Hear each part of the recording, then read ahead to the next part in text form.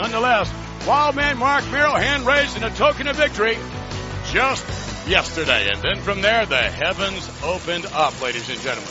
Oh, did they ever. It's not nice to fool with Mother Nature. And we say anything can happen here in the World Wrestling Federation, and it always does. And that was certainly no exception just yesterday as Savio Vega on his way to lock up with Stone Cold in the Caribbean strap match. And then, that's right, that's what happened. The lights went out. Transformer blew up, nonetheless undone. All over the world. From country to country. And all everything I did you in so much.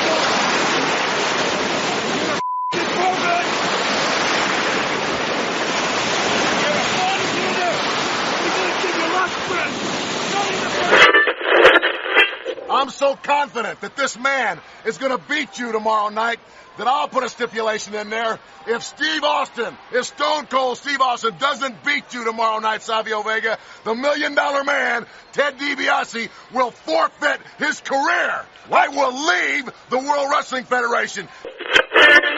I got news for you. Beware of the dog? I don't think so. You two better beware of the Kliq.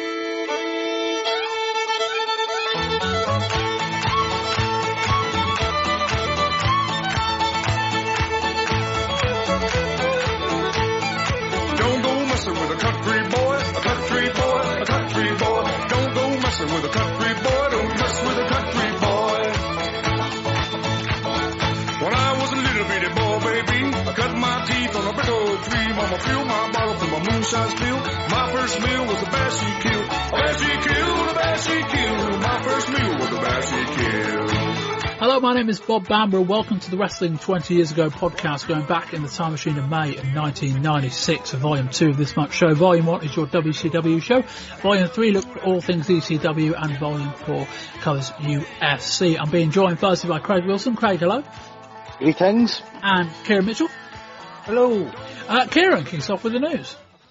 Yeah, the WWF ended up running a pay-per-view across 2 separate evenings after a heavy rainstorm in South Carolina wiped out the power for much of the show. Viewers at home saw the pre-show tag match along with the opener before losing the feed for the better part of an hour. It came back on in time to see Shawn Michaels and British Bulldog go to a draw in the main event. In the arena, a backup generator restored basic power to the building and matches did go ahead, but in near darkness, as some brief clips on Raw the following night proved. The rest of the pay-per-view aired during the encore presentation on Tuesday night at the site of what was otherwise WWF's Superstars tapings. Razor Ramon and Diesel formally departed the WWF this month, finishing off with quite the night at the company's sellout Madison Square Garden house show. Following the conclusion of the main event cage match, Shawn Michaels revived Diesel by kissing him before the duo were joined in the ring by Ramon and Hunter Hurst Helmsley. The quartet hugged mid-ring before each posing in one corner. It said they were not given permission to do this, and many were upset as it spoiled what was otherwise a buoyant evening with a rather impressive $300,000 gate. With Diesel and Razor gone and Shawn as champion, it said that Helmsley bore the brunt of the punishment, losing to Mark Marrow at the pay-per-view the following week. In Your House itself, over the 2 nights, featured a number of notable stories. First is the departure of Ted DiBiase, who vowed to leave the WWF if Steve Austin couldn't beat Savio Vega in a strap match, which he didn't do on either occasion. Shawn Michaels and the British Bulldog went to a draw on the Sunday show main event, and Mark Marrow defeated Hunter Hurst Helmsley. The Smoking Guns defeated the Godwins to win the WWF Tag Team titles a week after the Godwins defeated the Body Donners for the belts. Sonny has managed all 3 teams at points during May. On the Tuesday show, along with Vega's win, there is a win for Vader over Yokozuna, in a reversal of the result from the Sunday. And Goldust defeated Undertaker in a casket match after Mankind interfered. Razor Ramon debuted on Nitro the night after In Your House, referencing WWF's Billionaire Ted segment in an angle that is leading to a tag match at Bash at the Beach in July. Ramon, who went unnamed, walked out during the first 2-hour Nitro and cut a promo calling out Billionaire Ted, the Nacho Man, and the Ken doll lookalike Eric Bischoff. The show ended with another Ramon promo telling WCW to bring the best they've got. It said that Ramon will be joined by Diesel and, of all people, Lex Luger on the invading side to take on Team WCW. The other member of the Kliq, the 1-2-3 Kid, has been out of action following yet another concussion, rumoured to be his 13th. The WWF completed a 5-night tour of Kuwait in early May. A tournament held there was won by Ahmed Johnson, and a brief angle that aired on TV saw Davey Boy Smith end up dragging Shawn Michaels into the sea. An angle tape for Raw between Goldust and The Undertaker was heavily edited and toned down. What was filmed involved Goldust licking Undertaker up his thigh. It was edited down to make it seem more like Mind Games. And in a bizarre segment on this month's TV, an advert aired promoting Warrior University, imploring people to follow his lead. Apparently that's part of the deal that saw Warrior return a couple of months ago. Ratings for the past month look like this. On April the 29th, Raw did a 2.9 to Nitro's 2.1. This was the first of 3 Nitros that aired earlier due to the NBA playoffs. May the 6th saw Raw draw a 4.1 rating, its second highest ever, against Nitro's 1.9. On May the 13th, Raw did a 3.5 to Nitro's 2.3. Nitro won things back for the rest of the May night, a 90-minute version of the show doing a 3.1 to Raw's 2.3 on May the 20th. And on May 27th, the first 2-hour Nitro and the return of Scott Hall, Nitro did a 2.8 to Raw's 2.3. Warrior Man here, and you know, any academic institution can help you fulfill prerequisites, obtain a degree. But how many can prepare you to fulfill a dream? At Warrior University, you and me together can do just that. The testimonial on my life says that you, yes you, have the same exact chance of achieving your dreams as I did. If you really believe it, if you have the deep felt desire to discipline yourself to make the true sacrifices, the door to Warrior University could quite possibly lead into the dressing rooms of the WWF superstars. With my direction, the World Wrestling Federation seal of approval, and the curriculum at Warrior University, I believe you can turn your fantasies into an ultimate reality.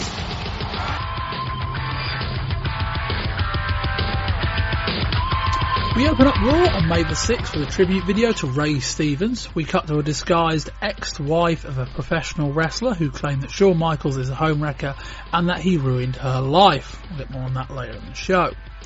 We open up with Mild Man Mark Marrow versus the 1-2-3 Kid.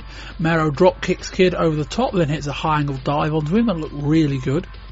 Hunter Hurst Helmsley's on commentary for the match. He ends up getting into it with the fans behind the commentary position. Hunter ends up crotching Marrow on the top rope.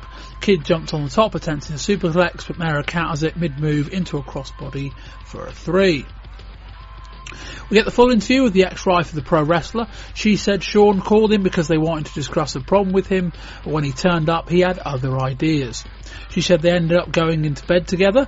She said that next time her husband got in the ring with him, he lost, and that Shawn never called her again. Vince McMahon on commentary afterwards says, "This was provided to our producers anonymously, and Lord only knows our producers would do anything for a rating." Next up is Fatu versus the British Bulldog. 2 of Fatu's family members come out of ringside dressed in black. Cornett gets involved on the apron with Fatu. Bulldog charges, but Fatu moves and Bulldog shunts Cornett off of the apron. Bulldog wins it with a running power slam. Afterwards, Fatu recovers and confronts his family members. "You want to talk about being my family? The WWF fans are my family."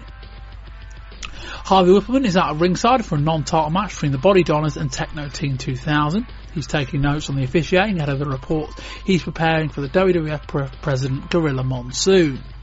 The New Rockers are watching on a monitor backstage. The Body Donners win this one. Goldust and Marlena join Vince and King on commentary, then immediately storm off, then return to their position once the Undertaker's music hits. Goldust isn't happy. Goldust is shitting his pants at the presence of the Undertaker, who's facing Owen Hart. Goldust turns his attention to Paul Bearer, loosening his tie and taking off his shirt. Bearer beelines it up the aisleway before things go too far. Undertaker wins the match cleanly. After the match, Bearer comes back out wheeling a gold casket. Goldust bumps into it before fleeing up the aisleway. We open up Raw on May the 13th with them saying that Ahmed Johnson won a WWF International Tournament on their tour of Kuwait.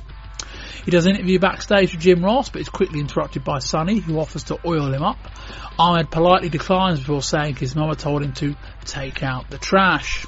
He faces off against Zip from the Body Donners. Well, he does before the Body Donners switch out and Skip takes over. They look similar from a distance, but I've no idea how the referee was supposed to have missed this. A few more shenanigans later, and Ahmed pins Skip with the Pearl River Plunge.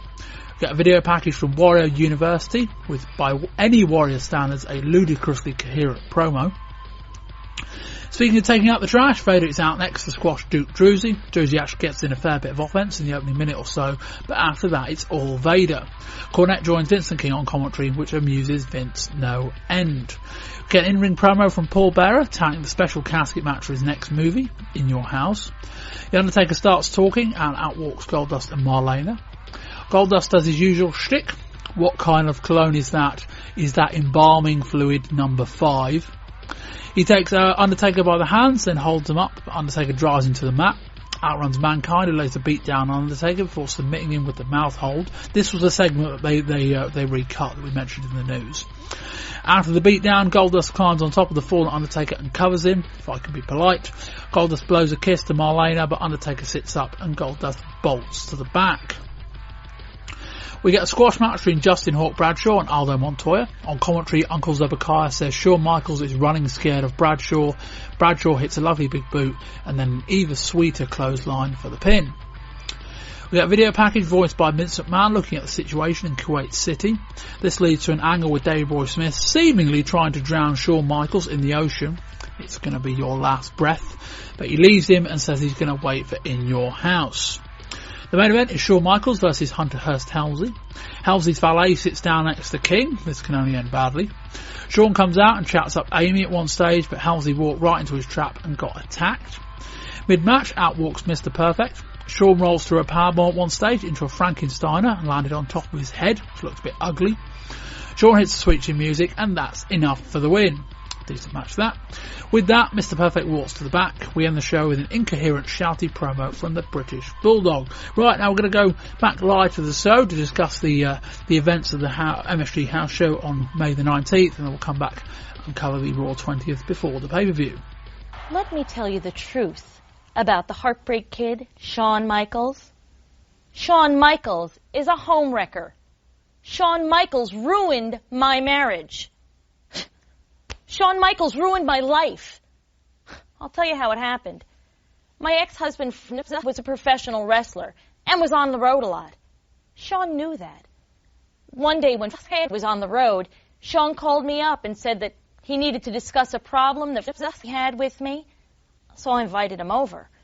Well, Shawn didn't want to discuss a problem that we had. Shawn wanted to discuss me and him. Well, the discussion got pretty heated. Well, it got downright hot. And Shawn and I were close, and he smelled so good, and he is so gorgeous. Well, we ended up going to bed together. He was incredible. He was the best I ever had. And after, he held me and told me how special I was and how important I was to him. Yeah, I found out how important. The next time he and Shawn were in the ring together, I couldn't concentrate. He knew what had happened. He ended up losing the match. Shawn got exactly what he wanted. Shawn never called again. Shawn just used me and threw me out like an old shoe. Shawn didn't need me. And now, I see him doing it to someone else, and I just can't let that happen. Shawn knew I couldn't resist him. He knew it. He ruined everything. And we come back. We will come on to the pay-per-view in a little while. But firstly, I think to address what happened at Madison Square Garden, quite a noteworthy story.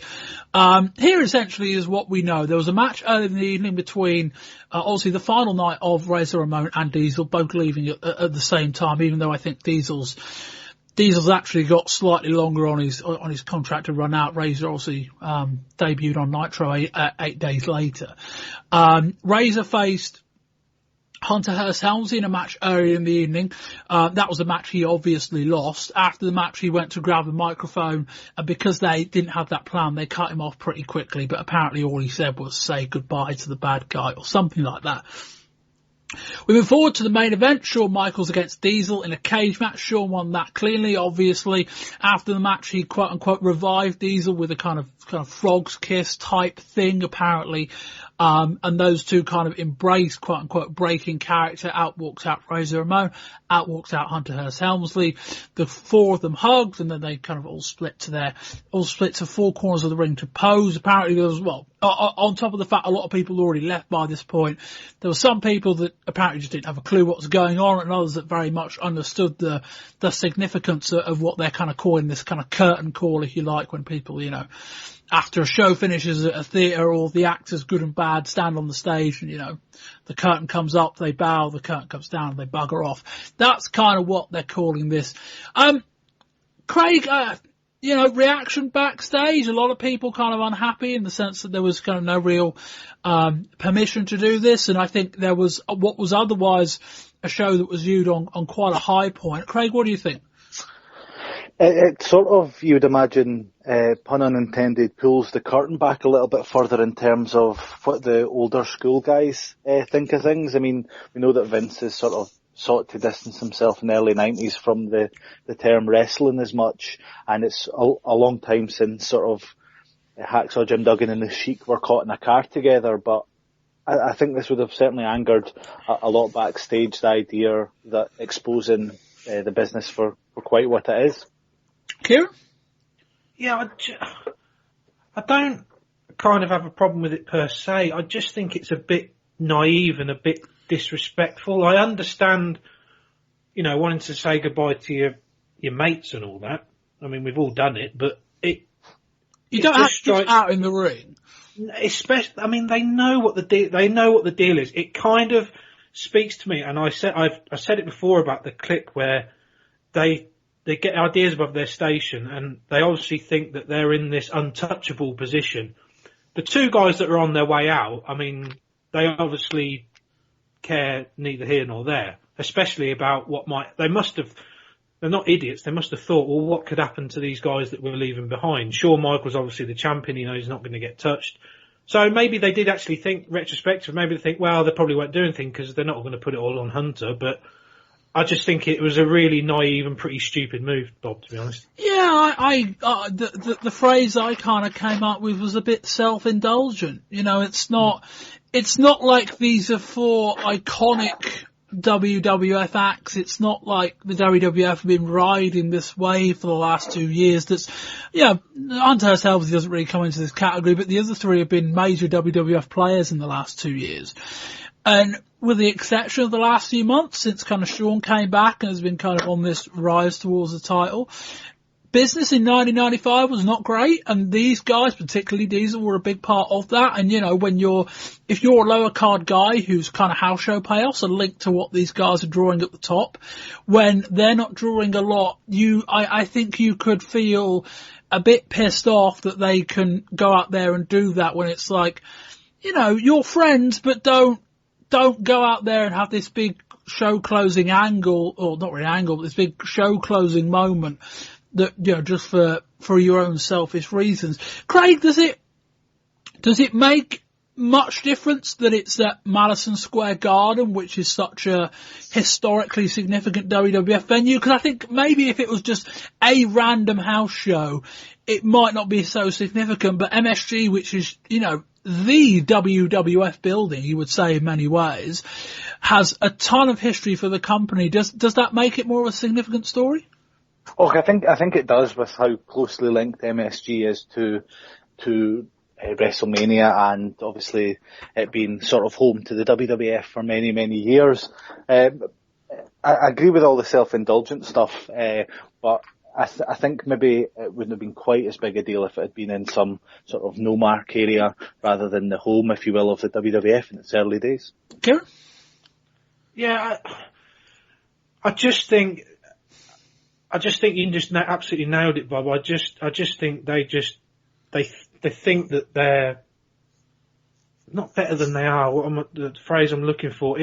They overrate themselves, maybe? Is that right? Yeah, I think they just get ideas, like I said, ideas about their station. I think to do it in that building, it's a calculated move as well. It's the premeditation which annoys me, because they've obviously planned to do it because they obviously come from down the ramp. I just think it could have been executed so much better where you just don't do it in front of the crowd, Bob. I think the building does play into it as well. The building does make it a lot worse, but I still think it's a story whether it's MSG or not. Oh, I agree. I think this is a story, but I think there's almost, as Craig mentioned earlier, in terms of how kind of the industry's changing, there's almost a kind of, besmirching on the history of the company to do it in such a historically significant venue, and all of the guys that have kind of represented WWF at that venue down the years. It's probably a step down from doing it in Vince McMahon's house. That would be the only thing that could have made it worse.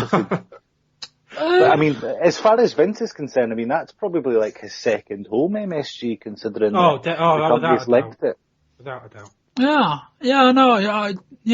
That's probably a good way of putting it. But yeah, it's just, I can imagine I'm sat backstage and I'm, I don't know who would be a good example. I'm, maybe Undertaker. Maybe Undertaker's wrong because he's too high up the card, but I'm kind of one of these mid-card WWF guys, a guy like a Savio Vega, something like that, and seeing colleagues of mine do that and kind of feeling a bit pissed off. I mean, it was the end of the show. People were already leaving, and to be honest, it is quite black and white. You either know the context of this story or you really don't. So I think you'd either know they were going, in which case you'd probably understand it because you read the sheets and you know that they are part of this group of friends. To an extent, I think that comes across on TV a bit as well. But also, I think the other side of it is if you don't know what's going on, you just don't. But it's just a bit weird. I don't think it's going to be the kind of thing that's going to linger much. Sean is the champion. I don't think he's going to get punished. They're talking about, Hunter Hurst Helmsley kind of bearing the brunt of the kind of retaliation of this. It's like, well, I think he might have lost against Mark Marrow anyway, but that's one maybe for another time. But yeah, it did just, like, self-indulgent is probably how I would sum it up. It did just seem a bit like, these are four, well, I say, you can't really bring Hunter into the same discussion. These are three guys that have been good to very good, but it's like, if WWF had their best business year ever in 1995, and it was thanks to these three guys working against each other, I think if I was sat backstage as that WWF mid-card guy, I perhaps would have gone, you know what, we drew a lot of money with you guys on top, fair enough. Given that business went down with these three guys in various positions on the card, I would have been a bit more pissed off, is probably how I would sum that up.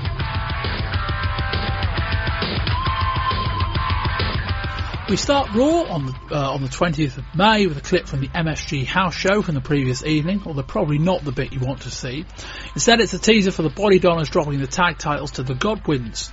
Steve Austin defeats Mark Marrow by disqualification in the opener after Savio Vega comes out and attacks him with a strap. Given that Austin the heel seems a little bit bizarre. Vega is up next against the 1-2-3 Kid. Ted DiBiase teases him on commentary with a chauffeur's hat. As part of the stipulation at the pay-per-view, Vega loses, he'll become DiBiase's chauffeur. Vega wins the match after the Kid misses a top rope splash, but Austin runs out right after the match concludes and beats him down. With the help of the Kid, they successfully beat down Vega. Austin ties him up with a strap. We see footage from the MSG house shows last night. We do get a clip of Shawn Michaels' entrance, but nothing from later on. We see footage of Phineas and Hillbilly Jim trying to get into their own locker room, which is locked. When it eventually opens up, out walks Sonny. We cut to the match. Sonny distracts Phineas on more than one occasion. Phineas eventually kisses her, hits the strop drop on Skip, and wins the tag titles. We get a promo from Paul Bearer out on the ramp. Undertaker's inside the Goldust casket on the apron. He cuts a promo from a horizontal position.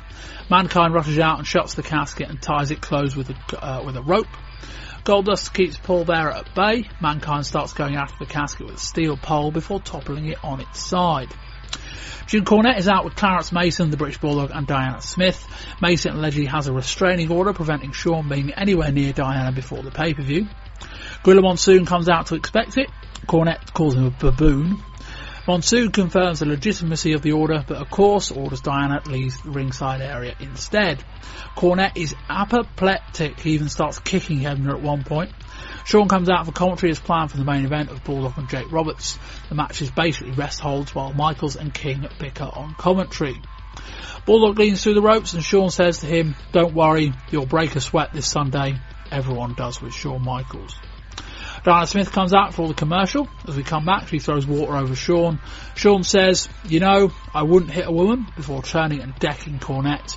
The show goes off the air as Bulldog goes after Shawn. Said that Shawn Michaels was supposed to be out here to do color commentary on this particular match.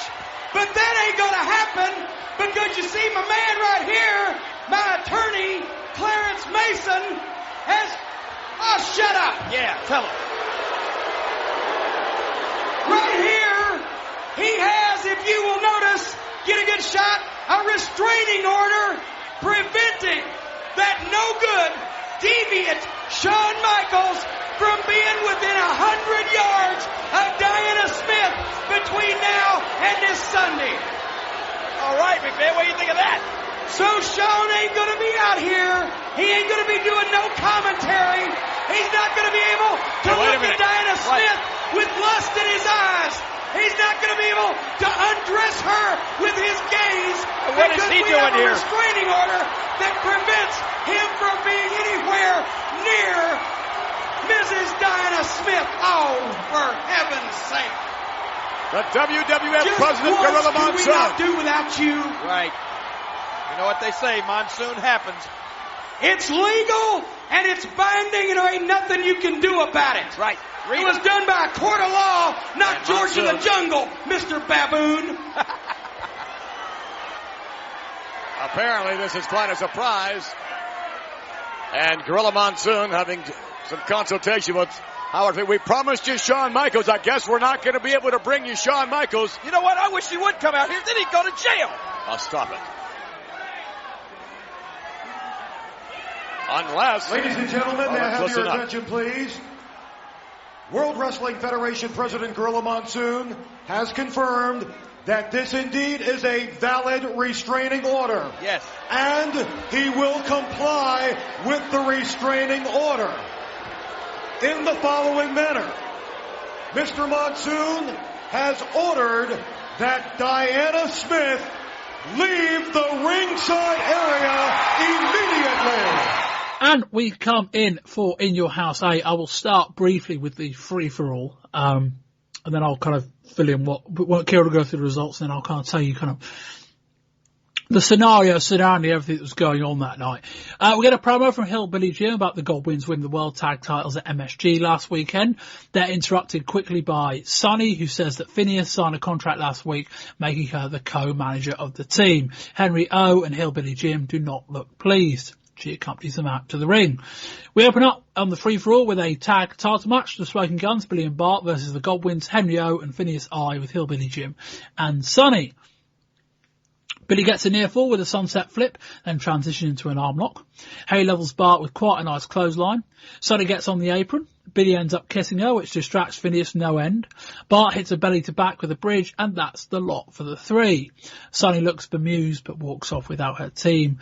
When questioned about Sonny, Billy said, "I just gave her what she wanted. Somebody better go and check her for powder burns." What that means.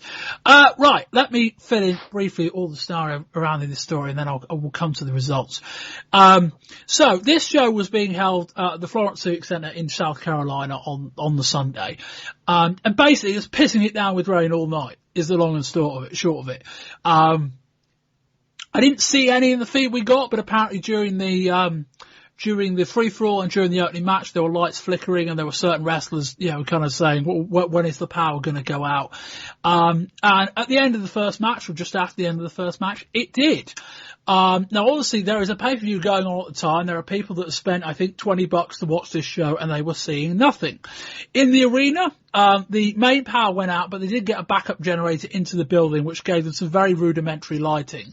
And because the fans were there and they could just about see, they carried on with the show. So in almost near darkness with some battery operated cameras, they ran through the middle order of the matches, if you like, the middle three matches.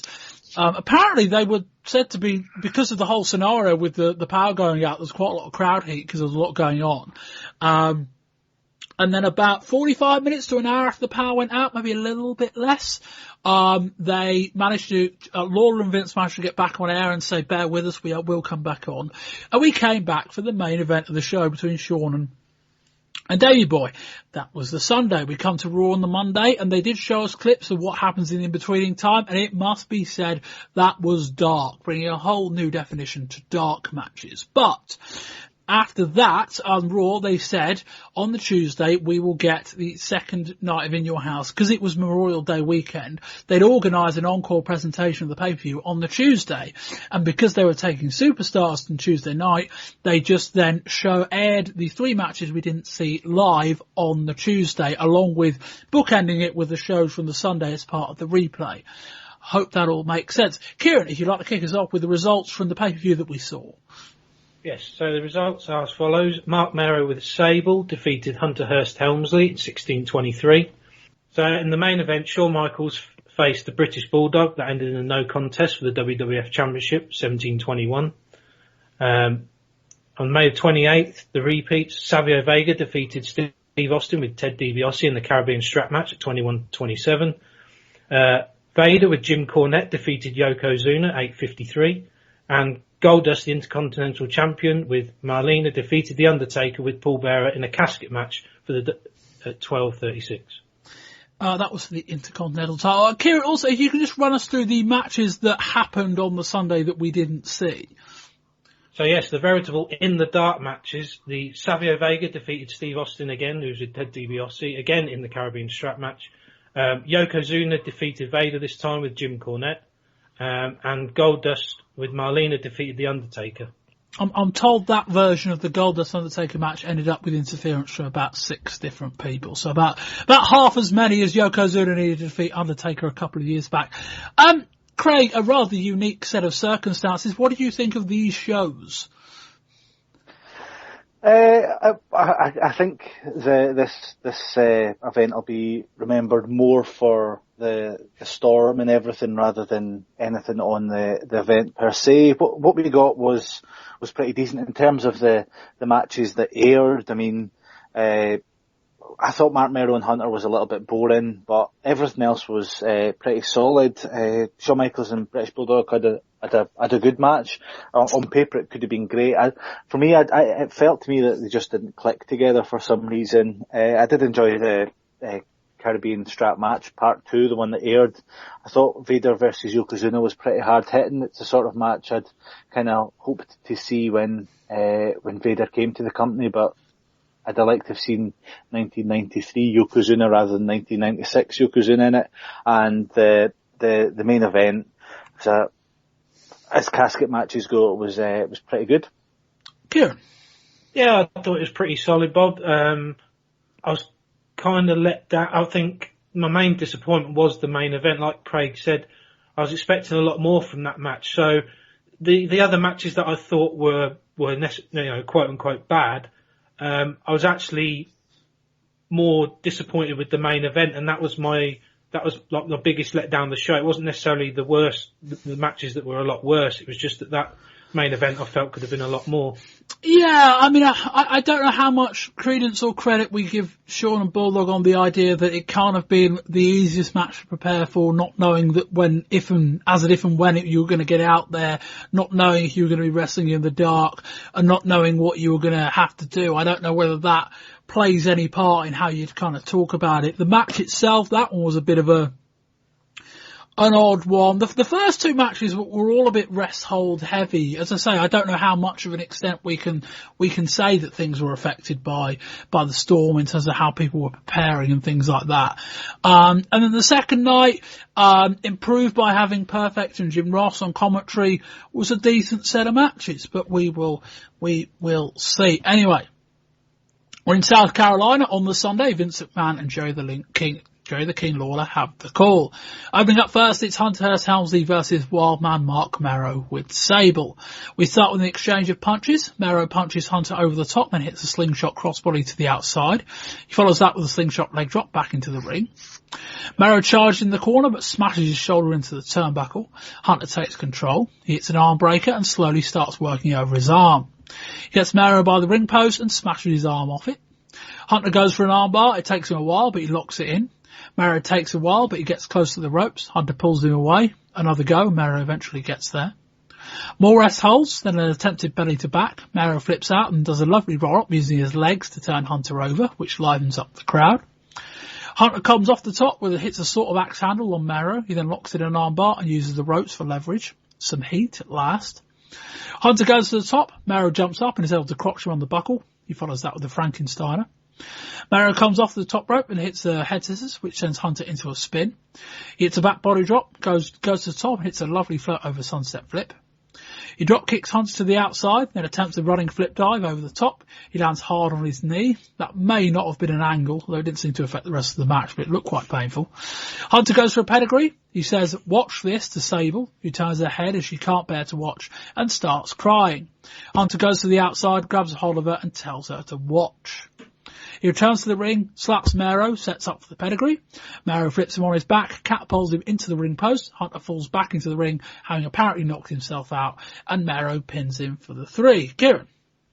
I thought this was a really solid match, Bob. I think the way that Hunter sort of works over the shoulder to begin with, I really like that. Maybe it goes on a bit too long. You alluded to like the rest hold heavy nature, and I think that applies to this match in some respect.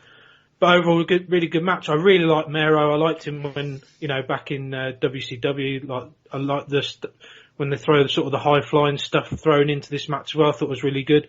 I did appreciate some of the psychology as well with Sable, because obviously she was with Hunter to begin with, and Marrow sort of, whatever you want to, saved her, or however they sort of put it across. Reclaimed his wife, I think, is the official way, even though they didn't actually. I don't think they've ever referenced Sable properly being Marrow's wife, but I think that's what we can call it.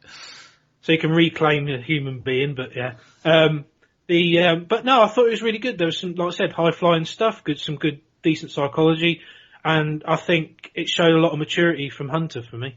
So, Craig? I don't know. I don't really think I can go either of the two guys. So on that front, I was never really going to be too into this match, and I just thought it was quite bland and a little bit boring. It didn't sort of do what you would hope a opening match would do, get the sort of crowd ready for the night. I wouldn't have looked at a place half the length and on Raw, to be honest. Yeah, I thought this was a bit flat. Some solid, while technically true, I think it's solid on the quite boring end of that word, in the sense that the crowd were flat. I thought it was a match that was of such length where it probably needed a couple of more phases than what we got. It was just a very long kind of wear down of Marrow by Hunter. And then we kind of got this comeback, which felt a bit flat. The crowd were a bit flat. And again, if you're sat in the crowd and you can see the lights flickering, maybe you're just distracted. I don't know. But that was all a bit weird. And then, this idea that Hunter Hurst Helmsley's being punished for what happened at MSG the week before, I think he might have lost this anyway. We're talking about a guy that's lost to Duke Drewsy on pay-per-view this year. It's not like he was massively favourite going into this, and Marrow's a guy they're pushing as well. It was fine, but, a bit flat. I think, Craig, you're right. This felt like a Raw match, and not a Raw match you're going to remember 2 days later. Would that be fair, Craig? It would be, yeah. And I just don't feel that Marrow's hitting the heights that he was in WCW. Oh, no, I'll definitely come in on that, Craig. I totally agree with you there. I mean, I did say I enjoyed him in WCW, but he's nowhere near the Johnny B. Bad. Nowhere near. No, he hasn't got that yet, Craig. Everything that was interesting about Johnny B. Bad as a sort of mid-card talent is just completely lost. I guess Vince clearly was signing them to bring in Johnny B. Bad, but stuck with a sort of lame boxer gimmick instead. Yeah, I mean, Bad was always a guy in WCW that I felt kind of came out to a lukewarm reaction, but was able to get fans invested, and he did that fairly consistently. He was a fairly standard character, even though I suppose if you broke it down, you might, think it was a bit more out there. It was a fairly basic babyface gimmick. Yeah. But I think also it probably just helped. One thing that Vince McMahon cannot really help is that I think one of the reasons Johnny Bad worked so well was that he'd just been around for quite a while and people recognised him. And the fact the one thing he's missing here is that he seemed to wrestle such an emotive and out there style in WCW. We've not seen that yet. He's been fairly reserved, and this wild man gimmick, which seems even a bit more kind of flaky than even his Johnny Bad gimmick. We haven't really seen that yet in a way that's kind of emoted himself to the crowd. Any more, Craig? No, I'd agree with all of that. I imagine Vince must be reasonably disappointed with what he's got with Mark Marrow, but he's certainly given a good punt to try and get him over, but just doesn't feel to be clicking. Yeah, I mean, he's only been there 7 weeks. I mean, that's, I think there is, 8 now, but there is the kind of thought that, you've got to give it a bit of time. He needs some programs, and Kieran, I know Sable is his actual wife, but is it not helping Marrow get over that he's got Sable with him? Like I said, it was good. It was within the match itself. The psychology works. Sort of Hunter going that, but she would work so much better with somebody like Hunter. It just makes so much more sense. I just always think I have this vision. Apart from say somebody like Miss Elizabeth, the valet thing I always think should go with the heel, and I just think and her look to go with Hunter's look. Not saying Marrow's not an attractive. Well, I'm not saying I don't want to go down that hole anyway. but all I'm saying is she would just be so much better if they just left her with Hunter, I think. Yeah, I think it's the thing that the babyface should be the one the guys want to be and the one the women want to be with. And it's like, I don't know that having Sable with him aids either of those factors, and given that he's quite a fresh gimmick, I don't know that works. Anyway, we'll move on. We cut backstage. Essentially, I think, the copy of the show we got essentially just jumped straight through to the main event. I believe that's what happened. I think they went off air right after this point. We don't see the clip of Vince and King telling people to stay tuned. But later in the show, we cut backstage with Jim Cornett, British Bulldog and co. Clarence Mason has a neck brace on and a sling. Mr. Perfect is doing the interviewing. Cornette says Owen Hart is the manager of the Bulldog this evening. He's got another bombshell to drop on Shawn, and that's why he's not going out there for the match. Shawn Michaels is interviewed backstage by Doc Hendricks. Shawn isn't scared of the bombshell Cornette is threatening to deliver. Beware of the dog. Beware of the Kliq. As he's walking out through the back, he bumps into Mr. Perfect. There's an uneasy stare down. Shawn carries on out. Clarence Mason gets on the mic, Kane, neck brace and all. He says Shawn Michaels has single-handedly tried to destroy their family values. He summons in Shawn with an attempted alienation of affection, whatever that means.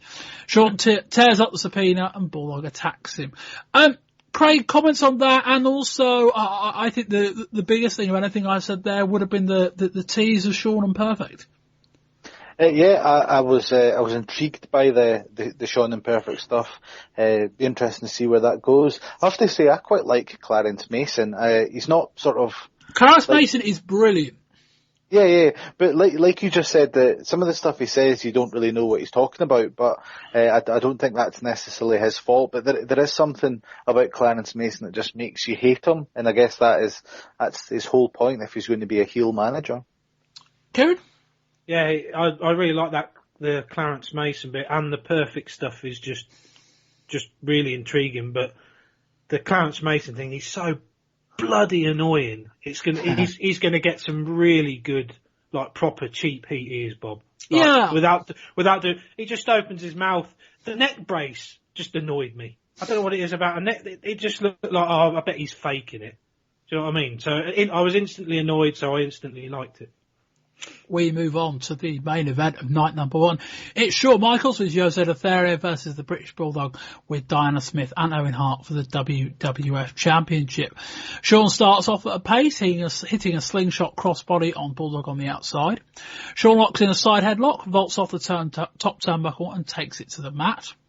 Bulldog gets to his feet. We get an attempted leapfrog spot, but Bulldog catches Shawn. Bulldog lies down, expecting Shawn to run a crossover. Shawn stops and neatly ties up Bulldog with his legs for a neat pin attempt. Bulldog barely gets up for an arm drag. Shawn locks in another submission. Bulldog fights out but cannot fully escape the hold. He manages to escape with a slam and Bulldog locks in a rest hold. Bulldog picks up Shawn on his shoulder and locks in a submission with Shawn draped over him. Shawn escapes and goes for a crucifix pin. Bulldog just drops him into a slam. Another rest hold. This takes so long, Shawn may have actually fallen asleep. Eventually rallies out, then they bounce off opposing ropes. Then again, Shawn shoots for a shoulder tackle, but Bulldog evades it, sidesteps him. Shawn stumbles quickly under the bottom rope to the outside. We don't see enough people evading Irish whips, but there we go. Bulldog goes to the outside and slams him onto the guardrail. Shawn recovers by jarring Bulldog's head off the top rope and hitting a loose slingshot clothesline.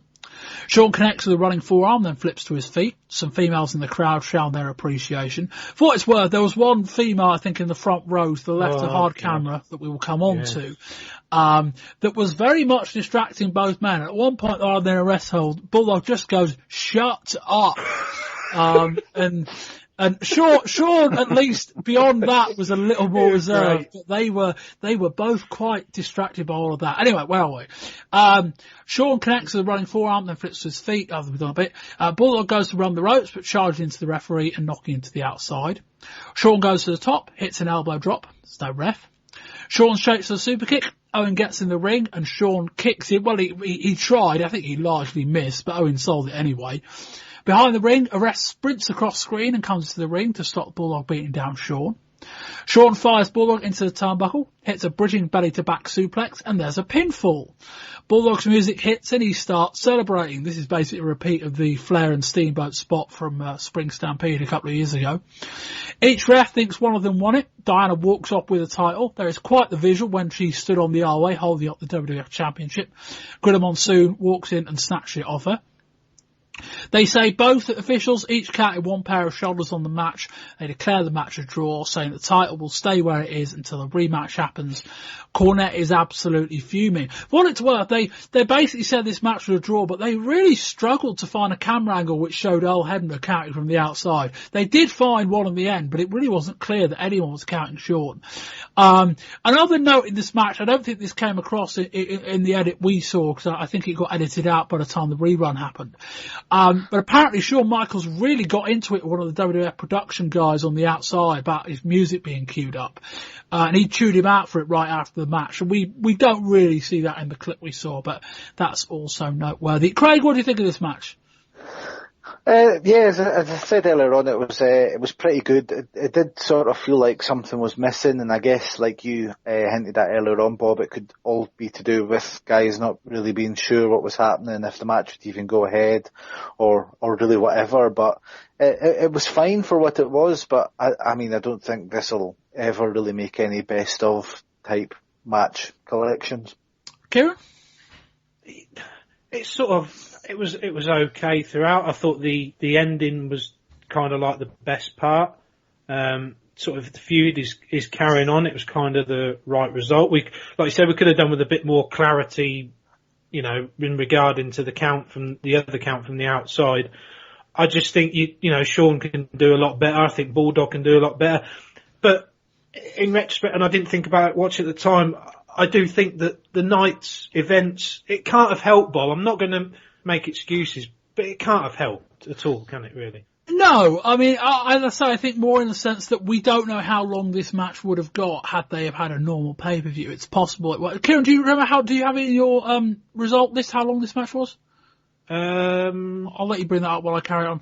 Yeah, I mean, in terms of it kind of helped them preparing them for a match in terms of getting warmed up, and in terms of structuring a match, not knowing whether there was going to be one at all, whether they get 10 minutes at the end, who knows.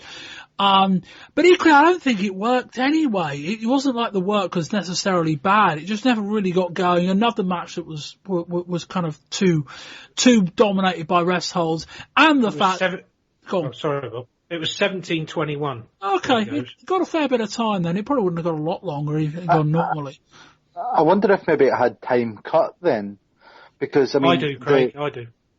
Yeah, because like you look at it, and that's only maybe 30 seconds, 40 seconds longer than Marrow Triple H got. So maybe they, for some reason, despite all the problems, had to cut time. So it did just feel like something was missing. So missing a couple of minutes of action kind of maybe makes sense. They maybe had to sort of squeeze a lot more into a lesser time. I don't know. It did just seem odd. It was one of those matches that even with the finish never really felt like we got close to an ending.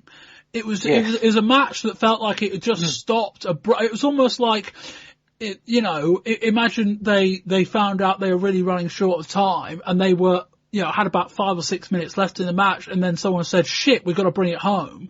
And that's what they went for. It wasn't necessarily that they had time cut from the match at the top. It was almost like they just forgot to fill in the last 5 minutes of the match. Kieran? Yeah, that makes sense. Kieran? Yeah, I totally agree. You just think if they cut out a certain spot, I think Bulldog maybe would have had more time. I think overall there was probably just something missing. But I have to review the match as I saw it, and it was just, apart from I thought the end was quite good, the rest of it was just sort of a bit meandering. Whether the night's events impacted it or not, or whether there was time cut or whatever, the match itself was just a bit blah. Oh, I think the bigger impact was the woman in the front row of the crowd just halfway during the match. I mean, as I say, somebody just Clarence Mason, just take her out or something. Give her so she can have the neck brace. Something, subpoena her, I suppose. Maybe. Oh. Yeah, but no, I mean, it was weird. Like there was a lot of noise going on, and there's a rest hold at one point where you can see Owen kind of on the opposite side of the ring, kind of looking over and going, "What the fuck's going on here?" And then we get into another, and there were a lot of rest holds in this match. Let me make this clear. And then we get into another point, and Bulldog's got Shawn a chin up. He's just like, "Shut up!" Like just across the ring, and not that Shawn Michaels needs anything to set him off. The end of the match proved that. That didn't help either. A weird set of circumstances. I guess the proof of the pudding in this match is actually going to be in the rematch next month at King of the Ring, in the sense that we might be able to find out what these guys can do. Because Craig, comment on what I just said, but also just on the fact that I would think that Shawn and Bulldog would be capable of a lot better than this. Yeah, I think so as well. Like I was saying, like on paper you think, oh, this could be really good. You've got the Bulldog with big power moves, making big impacts, and you've got Shawn Michaels who can pretty much drag a match out of most people. Not that I'm necessarily saying he needs to in the Bulldog's case, but just you've got two guys, different styles, both solid and upwards in the ring, but yeah, this felt like it was missing something, so hopefully whatever it was missing, they find for the next time around. Shawn Michaels has dragged better matches out of worse wrestlers, I would say. That's how I would sum this up. Yeah, I think that's fair. I guess we should probably do this at this point. Craig, we won't do score rating, but your thoughts on this section of the show at this point, given that this is effectively the end of night one. All right. I didn't enjoy the opening match, but I thought this was pretty good. Judging by the results that were read out earlier on, I don't think necessarily we terribly missed much as a viewer watching this on video than the crowd saw live. But it was all right. Kieran? Yeah, it was solid. I enjoyed parts of the first match. I enjoyed parts of the main event. So I just say solid. It wasn't nothing terrible, but nothing like amazing. No, I'd agree too. Kind of very middling, not awful, but quite forgettable matches. The ending of the main event didn't help, but I guess that was a necessary means to an end. Yeah, all right, but no better, no worse. We'll do something fairly something we'd never done before. We'll break mid pay-per-view review to cover some TV.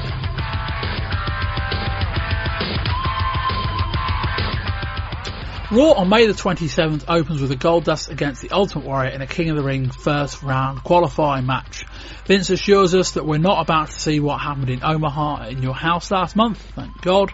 Vince says they didn't deliver on 3 matches last night at the pay-per-view. Could make the case, didn't deliver on the other 2 either. Goldust walks off, but Ahmed Johnson picks him up on the ramp and delivers him back to the ring. Later in the match, Goldust retreats up the aisleway. Ultimate Warrior casually follows in there and they both get counted out. King ends up goading Warrior, I think, with Marlene's gold chair, which Warrior proceeds to smash up. We see a recap of what happened last night, including the moments where the lights went out. They actually show clips of wrestlers fighting in the dark, and when you read reports of the light being low, it barely covers it. Vince says we'll see 3 matches we didn't see last night on tomorrow's pay-per-view encore presentation, which will be shown live from where they're taping Superstars. Ted DiBiase on interview says that if Austin doesn't beat Savio Vega tomorrow, he will leave the World Wrestling Federation. Next up is the Smoking Guns with Sonny against the Body Donners. Hive Whippleman is once again out analysing the refs. The Guns win the match. Sonny, for now it seems, is managing the new tag champs. The main event is another King of the Ring qualifier. Ahmed Johnson whips the crowd into a frenzy with an early beatdown of Vader. Jim Cornett tries to level up the playing field with a tennis racket shot. Vader misses a moonsault during the match. Johnson drags Cornett into the ring, who's absolutely priceless as he begs off. Johnson shoves Cornett into Vader. The ref tends to Cornett as Johnson's spine busts Vader. Owen comes off the top with a shot of his cast to Ahmed's head. The ref comes to and Vader pins Johnson to advance to the semi-finals thanks to the earlier bye. Johnson gets stretched off after the break. We travel through to the back and Goldust attempts to give him mouth-to-mouth. To be fair, it actually seems to work, but Johnson comes to and chases Goldust into the bowels of the building. Well, he does until he keels over as he's going down the stairs. Bob Holly finds him and asks him if he's okay. Ahmed strangles him against the wall. Johnson bursts through into Goldust's locker room, but he can't find him, so he knocks out the cameraman instead as we go off the air. So we jump forward a day. We'll quickly comment on Raw before we move on to the Tuesday and the rest of the show. Raw on the 27th, I think by and large was basically the show they were going to put on anyway. It was the start of the King of the Ring qualifiers, and King of the Ring, while I remember, this year will only feature the semis and the final on the pay-per-view itself. We'll still get the round of 16 and the quarterfinals, but those will happen all on TV. So we got 2 of those King of the Ring qualifiers. I guess the one thing to comment on, I mean, there's an angle at the end that we'll discuss in a minute, and if either of you two have got anything to say about anything that happens on the show separately, we can cover that in a sec. I guess the one thing to comment on pertaining to the pay-per-view itself was the clips we did see from the dark matches that happened in the middle of the show. Kieran, I think, I'm not even sure why they filmed it in the sense that it was so dark. I mean, I'm actually quite surprised they were able to wrestle because the brief amount of footage they showed on Raw, that was really dark. It was akin to, when they said dark, I mean, I made up my own ideas because I obviously knew that there was going to be something on the Raw where they're going to sort of show clips. I had no idea, Bob, that it was going to be that dark. I think you imagine kind of like dingy 1960s wrestling. You know what I imagine? Remember like the old boxing matches where they would sort of, the entire crowd would be in darkness, but the ring would be lit. Probably not that strongly lit in this case, but that's what I expected. I expected to maybe see that the wrestlers could sort of get by, if you like, but that everything else would be pitch black.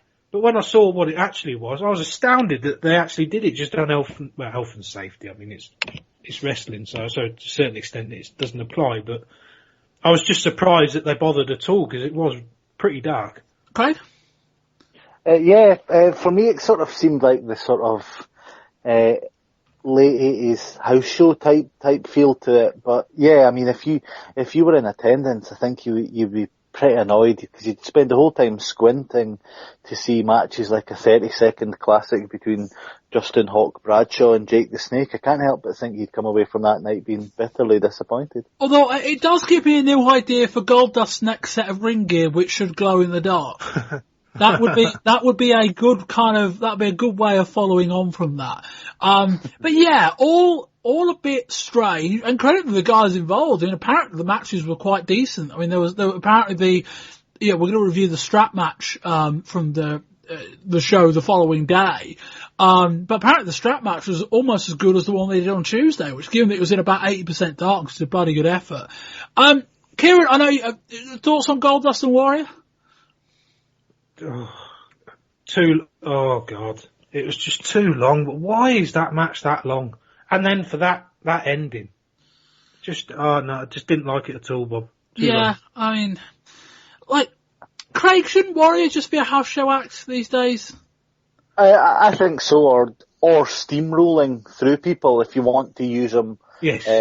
Towards the top of the card, not sort of 16-minute meandering matches with someone like Goldust that seems to have only been about leading to a program between Warrior and Jerry the King, which, I mean, even on paper sounds absolutely atrocious. Goldust and Ahmed Johnson doesn't sound a lot better. No, but Warrior versus Jerry the King Lawler in 1996 sounds pretty bad. It sounds pretty bad in 1986. True. But yeah, I mean, that's going to be on King of the Ring next month. Who knows? I mean, don't get me wrong, I can imagine Lawler and Warrior will just have a 12-minute match that is about 8 minutes just pissing about. But, and then Warrior just kills it. I mean, that's the logical way of doing it. But still, it's, you talk about new generation. We talk about them mocking WCW for using over the hill stars, and you're going to do a pay-per-view which includes a match between two guys long past their prime.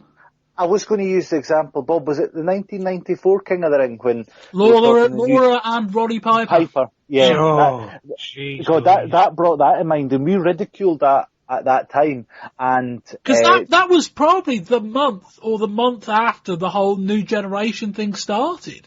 That was after. Go on.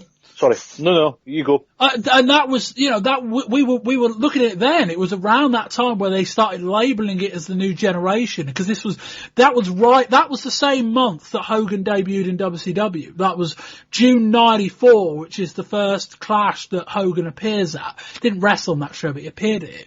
And so at the same time, to counteract all of that, they were doing these kind of adverts showing like the old generation, which was kind of Hulk Hogan moving around very slowly in black and white, and then the new generation, which was Razor Ramon and the 1, 2, 3 Kid flying off the top turnbuckle, and it was like, this is the new generation. We're faster and more exciting.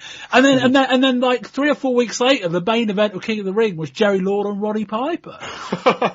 I wouldn't expect Lawler and Warrior to go on last on this show, because I imagine it will still just be Shawn and Bulldog. But, like, that felt out of place 2 years ago, and that whole idea of Jerry Lawler being an act that people want to see as an in-ring act is no more out of date now than it was then, and it was completely out of date 2 years ago. Go on, Craig. Yeah, I mean, the point I was going to make was Jerry the King Lawler is now 2 years on from when we absolutely ridiculed his match with Piper. But it is worth noting that around about summer 96, Warrior surprisingly only 37. Was he really? He was born in 1959. Yeah, but Warrior's one of those wrestlers that Warrior almost needs to be around in the territory era. In that he needs to go into a place for 2 or 3 months, kill it, and then leave. Because the longer he sticks around, the more his luster wears off, and the more you work out how limited he is. Yes. In 1996, it doesn't really matter how old Ultimate Warrior is. No. I was going to still argue that he is still very much a throwback and part of a previous generation, if you will. But yes, I do take your point, absolutely. Kieran, thoughts on any of that? Nothing more than what I've just said. Look at the match itself, aside from whether Warrior should be there or not. It was just an odd. I just don't understand why it got so long. Really. Yeah, it's just so underwhelming when you can. Like I said, if Warrior's going to be in a tour, do you know why I would have done it? Right. If Warrior's going to be in a tournament like this, and they haven't sort of already sort of assigned someone in the way pro wrestling does, where they say it's obvious this guy's going to win the tournament. Well, it was going to be Hunter Helmsley up until a couple of weeks ago, so I don't know what's going to happen now. So it's all up in the air. Perfect then. Have, like Craig said, don't have Goldust. Just do what Craig said and just have Warrior steamroll through a couple of rounds. Have him do that and then maybe lose in some nefarious way. But don't have him in the opening round of the tournament go in some 15-minute stinkfest. Yeah, I mean, we say all this like there's any confusion. Vader should be winning it next month. We'll discuss Vader when we get to the match. Craig, any more? No, I think we've had a heated enough argument over the merits of the Ultimate Warrior. Yes, something like that. And yeah, I guess the other thing of note from this show is the ending segment. I'll read through my final paragraph of my TV notes. You will have heard actually, let me just say it, but for the benefit of us, given that I haven't actually recorded that bit yet. Johnson gets stretched off to the back. We travel back through the back, and Goldust attempts to give him mouth to mouth, which, to be fair, actually seemed to work. Johnson comes to and finds out he's got gold paint on his lips. He ends up chasing Goldust into the bowels of the building, until he keels over going down the stairs. But while Holly asks if he's okay, Ahmed strangles him up against the wall. He bursts into Goldust's locker room, but he's not there, so he just knocks a cameraman out instead. Craig, this is pushing the boundaries in 1996, or at least it's meant to be. Yeah, I mean, we saw when Goldust debuted, how they sort of really ramped things up, but then seemed to tone it down, a little bit.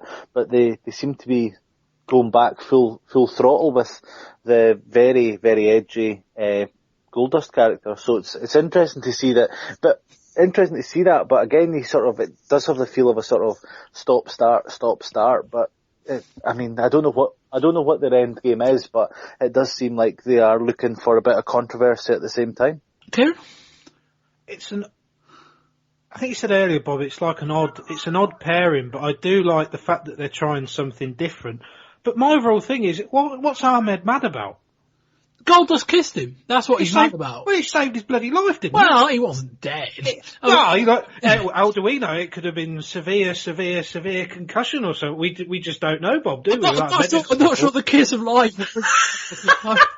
Not sure that's how that works. Yeah, I'm not a doctor, Bob, but I don't get, in all seriousness though, it was interesting to see, and maybe it will go somewhere, but I just don't see the pairing working, if I'm brutally honest. But fair play to them for trying something different, because like I said, this is controversial stuff. A memorable angle. I mean, as we say, we mentioned it in the news. They tried something controversial with Goldust and Undertaker, so controversial they could barely show it. The big problem with Goldust and Ahmed Johnson is that the match could be dreadful. I mean, you can just imagine Goldust just pissing around, killing time for the first 5 minutes, and Ahmed Johnson killing him, dropping it on his neck. But we'll see where that leads. Anyway, we should probably move on to the Tuesday. So the Sunday was the first two matches we reviewed earlier. That was the Monday. This was the Tuesday. We're now in Charleston, South Carolina. They're at the site of where they would otherwise be taping Superstars, and I imagine they did tape Superstars. But a very noticeable change, because the Superstars taping had the ring aisleway opposite the hard camera. So if you're watching these one after the other, you will very much notice the change. And they also decided that Vince McMahon thought, screw it, I'm not working 3 nights in a row. So we stuck with Mr. Perfect and Jim Ross. And thank God he did, because Jim Ross is a significant step up. And I would argue to an extent Perfect is a step up on Jay Lawler, who generally just phones in commentary these days anyway.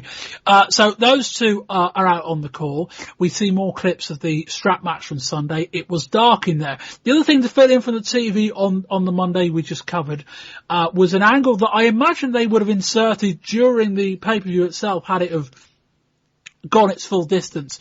But it's Ted DiBiase saying, if Steve Austin cannot beat Savio Vega, I will leave the WWF. Now, Ted DiBiase has handed his notice and will be joining WCW in the near future. So that's what that whole thing set up. I don't know if he's joining them straight away, but apparently the idea is that DiBiase will be joining Ramon, Diesel and Luger as part of the quote-unquote invading force. Anyway, next up, it's Stone Cold Steve Austin with Ted DiBiase versus Savio Vega in a Caribbean strap match. Austin has a hold of the strap and won't leave and let Savio in the ring. We start with a tug of war. Vega back body drops Austin, who retreats to the outside. Savio drags him hard into the apron.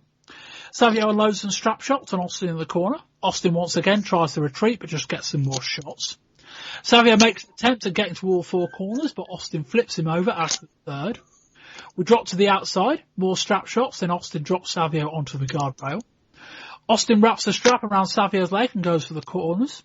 He gets two, but Savio pulls him away from the third before swinging him around into the turnbuckle. Austin drops Savio over the top. Savio falls hard, but ends up pulling Austin over with him. Savio ties Austin with a strap and then starts dragging him around. He gets to three, but Austin takes him off his feet. Austin headbutts Savio off the top rope. Savio gets back up and crotches him. He recovers and hits a lovely superplex on Austin, laying both men out. Savio struggles to his feet, gets the three corners. Austin positions himself in the final corner and powers him into a spine buster. Austin drapes Savio across the second rope before just jumping across his shoulders and choking with the strap. Austin gets two, then distracts Savio and gets distracted by Savio and doesn't go for a third. We get a double tombstone pile driver reversal. Savio ends up being bundled over the top rope for the outside before briefly getting his neck caught in the strap. Austin climbs onto the top turnbuckle. Savio yanks him off and he goes crashing to the outside of the guardrail. That looked lovely. Savio was on the outside of the ring and Savio pulled him off the top to the outside. Back in the ring, Savio picks up Austin on his shoulders and goes for a two. Austin slides off in a sunset flip and valiantly tries to stop Savio, who gets it. Savio eyes up number 4, which gets a crowd reaction, but Austin pulls him away. DiBiase is relieved, to say the least. Austin hits a pile driver. He goes for a second, but Savio flips him over. Austin jumps on Savio's shoulders. Savio gets the 2, then decides to kick off the 3rd to counter the hold. Austin wraps the strap around Savio's neck and starts dragging him around the ring. He touches each turnbuckle, but Savio touches each one afterwards. They both get to 3.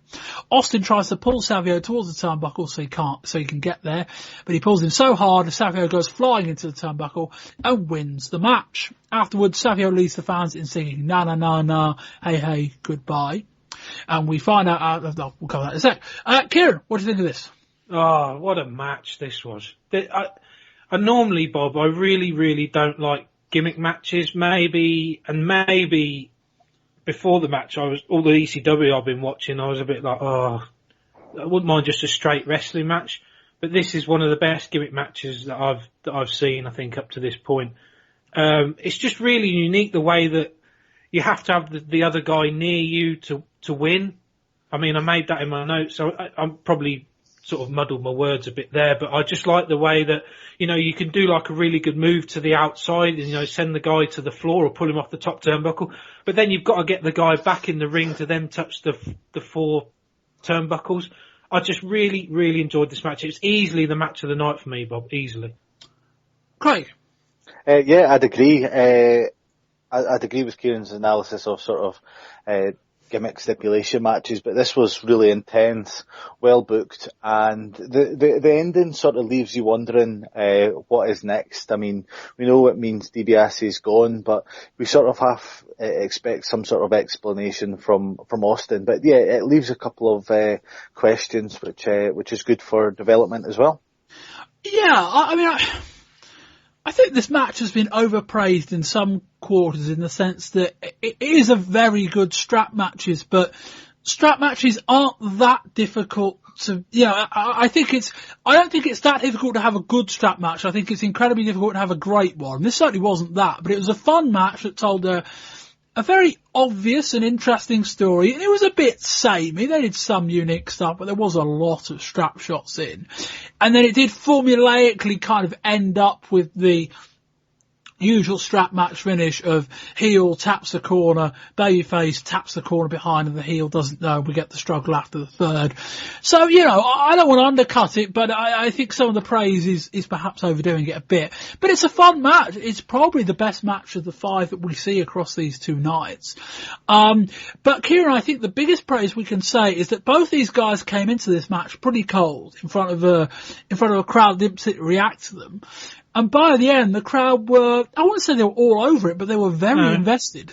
Yeah, I just think it just speaks to the work rate, and obviously, especially, you definitely have to have some form of good chemistry already with it being a gimmick match. But you just come away with it thinking that both of these guys could potentially go somewhere if they're booked right. And I would, for one, out of all of the matches tonight, this is the one where I'd want to see this feud continue. Now, obviously, I don't know what's going to happen, but it may not, because with DiBiase leaving, that sort of maybe puts sort of a bookend on the feud, but I'd want to see it carry on. But like you said, the crowd were just complete. At the beginning, there was nothing. And by the end of it, because of the story the two guys were telling, the crowd were getting more invested by the minute. Yeah, also helps that they basically were able to rehearse this match 2 nights before, even in large shots. Yeah. Craig, any more? No, I'd agree. I think that both guys showed that WWE that they deserve a chance, don't they? You look at it and they put on a good show, and it's just like, well, if you want to do something with us, it's clear that we can make a connection with the crowd. We move on next to Vader with Jim Cornette versus Yokozuna. Oh yeah, sorry, there is a bit after my notes. Shawn Michaels is live chatting on America Online. Doesn't particularly look like he's used the keyboard much before, judging by the brief clip we saw. But that's what happens. Shawn Michaels is around, but we don't have any use for him, so we'll stick him on America Online. Anyway, Vader with Jim Cornette versus Yokozuna. Yokozuna comes back from Fat Camp and looks about the same size as before. Apparently he's telling... He's been to what? Oh, no, I didn't. Oh no, well, this was a story last month, not they ever mentioned it, but yeah, this wasn't a storyline. They wrote Yokozuna off on the April 8th Raw, I want to say, in the big angle with Vader, and they sent him away to Fat Camp. That was the whole point. Which clearly is a Fat Camp, just did it. It's just all about eating raw fat, that camp, I think, rather than... Well, Yokozuna, for what it's worth, is telling people he's lost 30 pounds. Dropped his wallet. Yeah. Boom, boom. Well said. The problem with Yokozuna is that he can lose 30 pounds and you barely fucking notice. Still looks massive. And I should also say, I'll say it now, I'll probably say it at the end as well. This is quite a significant match just historically, in the sense that when we started this podcast, the WCW champion was Vader and the WWF champion was a significantly lighter and much more agile Yokozuna. Oh, cool. So an interesting little throwback to 3 years ago. Anyway, I'll discuss that more at the end. Yokozuna looks about the same size as before. We start out at it with Yokozuna backing Vader into the corner, who cows off. We get a standoff. Vader doesn't look pleased. Yokozuna squats down. Vader gets in the 3-point stance, but bails as Yokozuna threatens to charge towards him. We get to it mid-ring. Vader poses, then gets in the 3-point stance again. Yokozuna sets again, but Vader bails again. We set again. Yokozuna whips up the crowd a bit.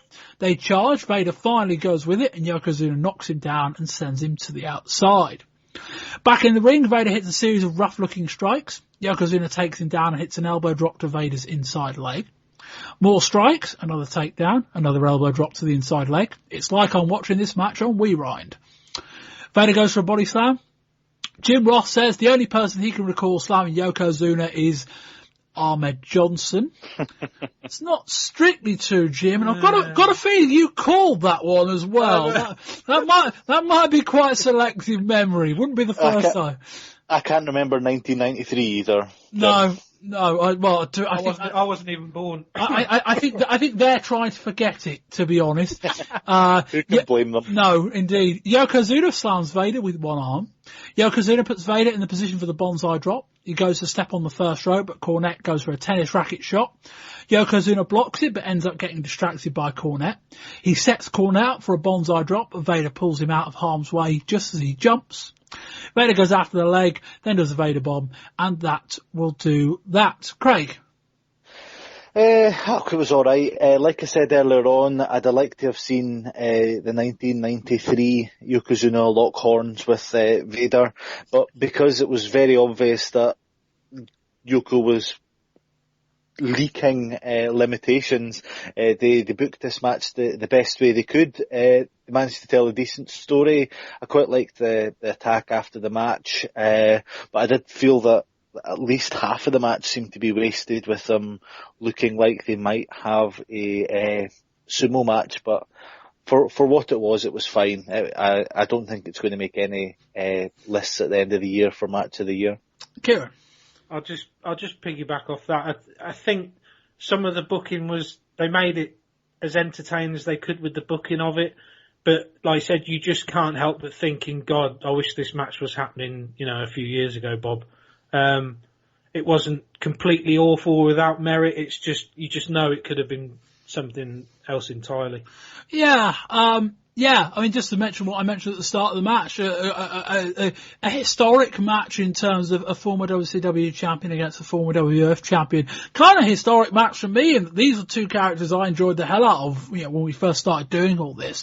I'm not to say I'm particularly soured on either one of them, but, this would have been a significant match early 1994 if one of them had made the jump at that point. This could have been a match that drew a lot of money. As it was, obviously, it's kind of in the middle of this kind of rearranged show. I really liked it though. I liked the story they told. I liked the action. It's a fairly limited match, but you don't want this match to go that long, to be honest. It doesn't suit either guy. Craig, I guess my biggest fault is that we are 5 months into Vader's debut and he's scraping by Yokozuna that hasn't been relevant in 2 years?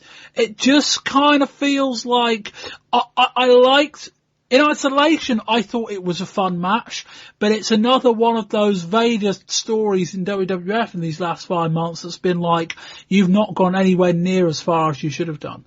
Yeah, it sort of felt like they were hedging bets slightly, almost like the WWF thought maybe if Yoko does lose some weight, we can use him, so we don't want to bury him type thing. But if the WWF really wanted Vader to look strong, they'd have taken away those couple of minutes of the sumo nonsense at the start, took this down to about 4 minutes, and just had Vader destroy Yokozuna. Much like they should have just had him destroy Razor Ramon last month. Again, it's like, it's not like Vader in isolation is having bad matches. He's just having matches that I think the more time goes on, the more it's kind of going to be a case of, we're just, the more Vader scrapes past people in winning causes, the more people think he's a mid-carder, and the less that, you feel like if you built Vader up for 6 months out the gate, and they've not done that bad a job, but it just feels like that Vader should have been brought in, and they should have just had him on an absolute tear. And you look at the programs he's been involved in, you look at his matches, he's not done that. He had a good debut at the Royal Rumble. He had a fun angle with Gorilla Monsoon. And then he was involved in the opener at WrestleMania. Then he wrestled a 14-minute even Steven match with Razor Ramon, who was halfway out the door. And then he wrestled a match where he scraped past Yokozuna. Kieran, what do you think? It seems to go like the complete opposite of how you would normally like to do it, especially with someone like Vader. Like you said, you want him coming in almost a similar way to like they brought in somebody like the Warrior, where he just have him steamroller over people.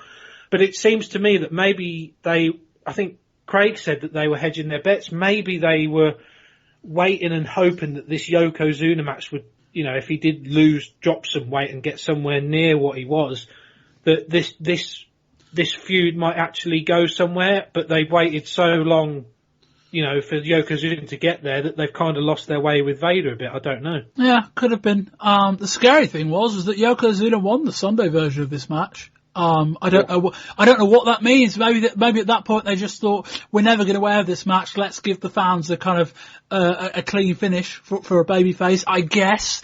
But again, that's kind of part of it. I know I may have just framed that in a way that wouldn't affect many people outside the people in the building.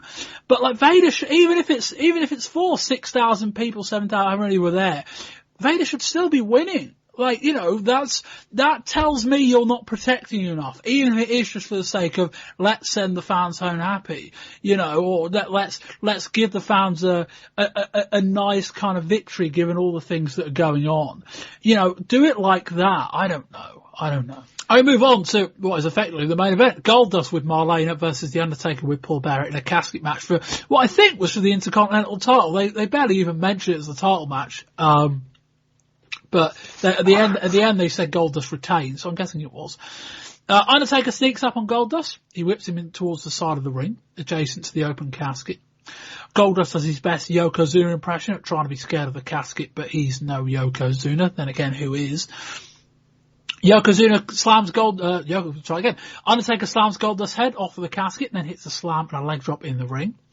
Undertaker walks off the top rope and drops the forearm across Goldust's shoulders. Goldust hits a body slam, but Undertaker just sits up.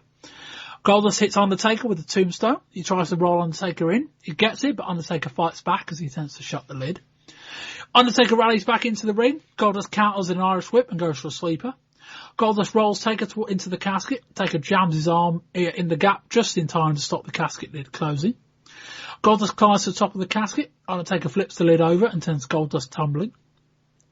Undertaker grabs a chair, but Goldust gets the big boot in before hitting a clothesline.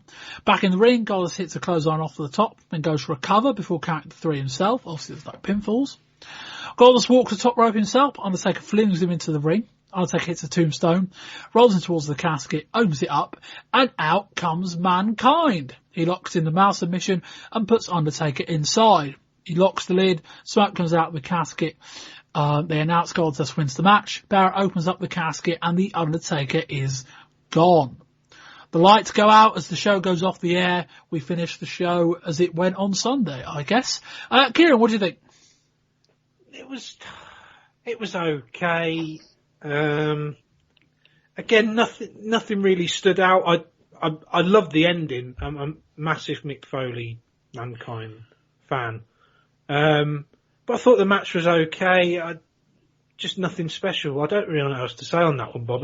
Nothing really grabbed me with this one. Craig? My two abiding memories from this match are Mr. Perfect saying that Goldust could become the first person to beat Undertaker in a casket match, completely forgetting the previous winner of a casket match against Undertaker who'd just competed in the match beforehand. Well, no, hang on. Undertaker did face Karma in one last year. You are correct to say that Yokozuna beat him in 94, admittedly with the help of... Actually, no, wait a minute. Yokozuna beat him, but they had another casket match later in the year, which I think Undertaker won. Craig, your casket match history is a bit out, because then we had one with Karma last year, which I assume Undertaker won. But Mr. Perfect said Goldust could become the first person to beat the Undertaker in a casket match. Okay, in which case that would be wrong and you would be correct. Yep, thanks for, we got there in the end. Yes.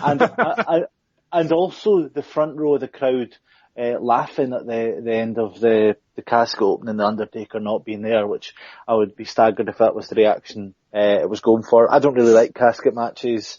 I think they're sort of, just quite sort of obvious, and you're right, I don't think Goldust could do the whole fear face at the casket to the same extent. It's an odd pairing, Craig, isn't it, really? It is, yeah. It's also odd to try and... Is Goldust not an odd pairing with anyone?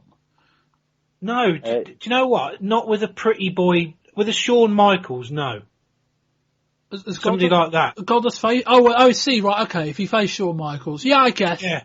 But with an Undertaker where it's all sort of... I've just got this vision. What was the thing that they didn't air? No, I mean, I'm not entirely sure. Apparently, like, right. Yeah, started licking up the thigh, and then, like, you know... Oh, God. I didn't really want to read on, really, to be honest. I'm sure the Undertaker was cock a hoop. Yeah. He's not your standard, hunk though, the Undertaker, is he? He's not like the sex symbol. Right, whoa, Craig. Whoa. That'll be a changing gimmick. Anyway. I'm not saying I wouldn't, I'm just saying he's not your sort of standard. Shall we bring it back to the match? Yeah, this is every Undertaker casket match you have ever seen. If you've seen the one against Karma, if you've seen really the second one against Yokozuna, it's the standard stuff. Undertaker kind of plays second fiddle for large parts of the match. He gets in the casket once, he gets out, he gets in the casket again, he gets out, then he hits the tombstone and wins the match. Obviously, he didn't win this one, but that was really the only change from formula, was that they had, Mankind, I didn't call him Catch Chat then. They had Mankind in the casket, and then he came out, which is quite a clever finish. But yeah, I mean, obviously this was a mid-card match, but, Craig, I think I'm in agreement with you. Casket matches are just a bit, like, you know, there's just, like, it's a gimmick match, but it doesn't really work. It's very formulaic, and it is always the same. They've not worked out really a way of doing it a little bit differently, and until they can, they might want to sort of park the casket match. Or just do it less frequently. A bit like a strap match. They don't do a strap match as much. I got a feeling the strap match might be the first one we covered in the WWF. But it's one of those gimmick matches where there's only a couple of ways of doing it. There's only a couple of ways of building drama, and if you do it too often, at least with the strap match, the formula they've got is quite good. I don't think in this case they've got a good formula for a casket match, particularly when it is an Undertaker match where Undertaker's match quality really ain't that great, and it also depends on the quality of his opponent as well. Kieran, I was going to say, what exactly has the Undertaker done to earn an intercontinental title shot? Not that really matters in the grand scheme of things, but it is one of those little things that sometimes matters to me. Well, I guess he beat Diesel, I guess. Not that was particularly on the way. No, I guess he's just a WWF championship contender, so if you're going to put him in a feud with guys. But yeah, one of those things where the title I don't think anyone would have noticed had the title not been on the line. Hell, it may not have been. I think it is kind of the main point. Kieran, any final thoughts on this match? I think they could have been a lot. I think the gimmick I think we've alluded to it, but I just think the gimmick just limits the match entirely because everything's focused obviously on the casket, and the casket just doesn't really work for me, so the match doesn't work. Yeah. Craig, your overall thoughts on this pair of shows and a score rating out of 10? Like I said earlier on, I think it's going to be most memorable for the fact of the weather made it over 2 nights. I thought there was some good stuff on here. Nothing tremendously great. For me, the match of the night was probably the strap match, just beating Shawn Michaels Bulldog, although on any other night I think the Bulldog Michaels match would have bettered it. I don't know, maybe a 7 out of 10, 6.5, 7 out of 10. Kieran? Yeah, I'm somewhere about the same, Bob. I think the strap match was really good. I really did enjoy that. Bulldog Michaels was okay, and then when it got to the end, it was really rather good. Everything else was just a bit bleh. So I think I'll go along with Craig. I'm sort of I think I'll go 6 out of 10. 6 out of 10. I'm a bit more scathing. I gave this a 4.5. I think this is an entirely unremarkable show, save for the fact it happened over 2 nights. And there are reasons for that, as we say. Shawn and Bulldog perhaps could have been better had everything had gone to plan. But I can only really rate what I saw, and what I saw I don't think was very good. The Tuesday stuff was slightly better, but save for 5 or 6 minutes in the strap match, there really isn't anything here of note. Yokozuna and Vader's alright, but it's another in the line of Vader matches being, Vader's character being poorly booked, and the casket match is a bit up and down. I think this is an entirely unremarkable show if it only features, in one night. Anyway, we've reached the end of the month, but I do want to discuss one more thing before we finish. There is a bit of bonus content coming at the end of after we finish here. But one final thing to discuss here would be all of the events in WCW. Obviously, we have discussed those at length with Jeff in Volume 1. But Kieran, I guess just your view on Razor Ramon appearing on Nitro and the prospect of Razor, Diesel and Lex Luger being a team potentially kind of led by Ted DiBiase.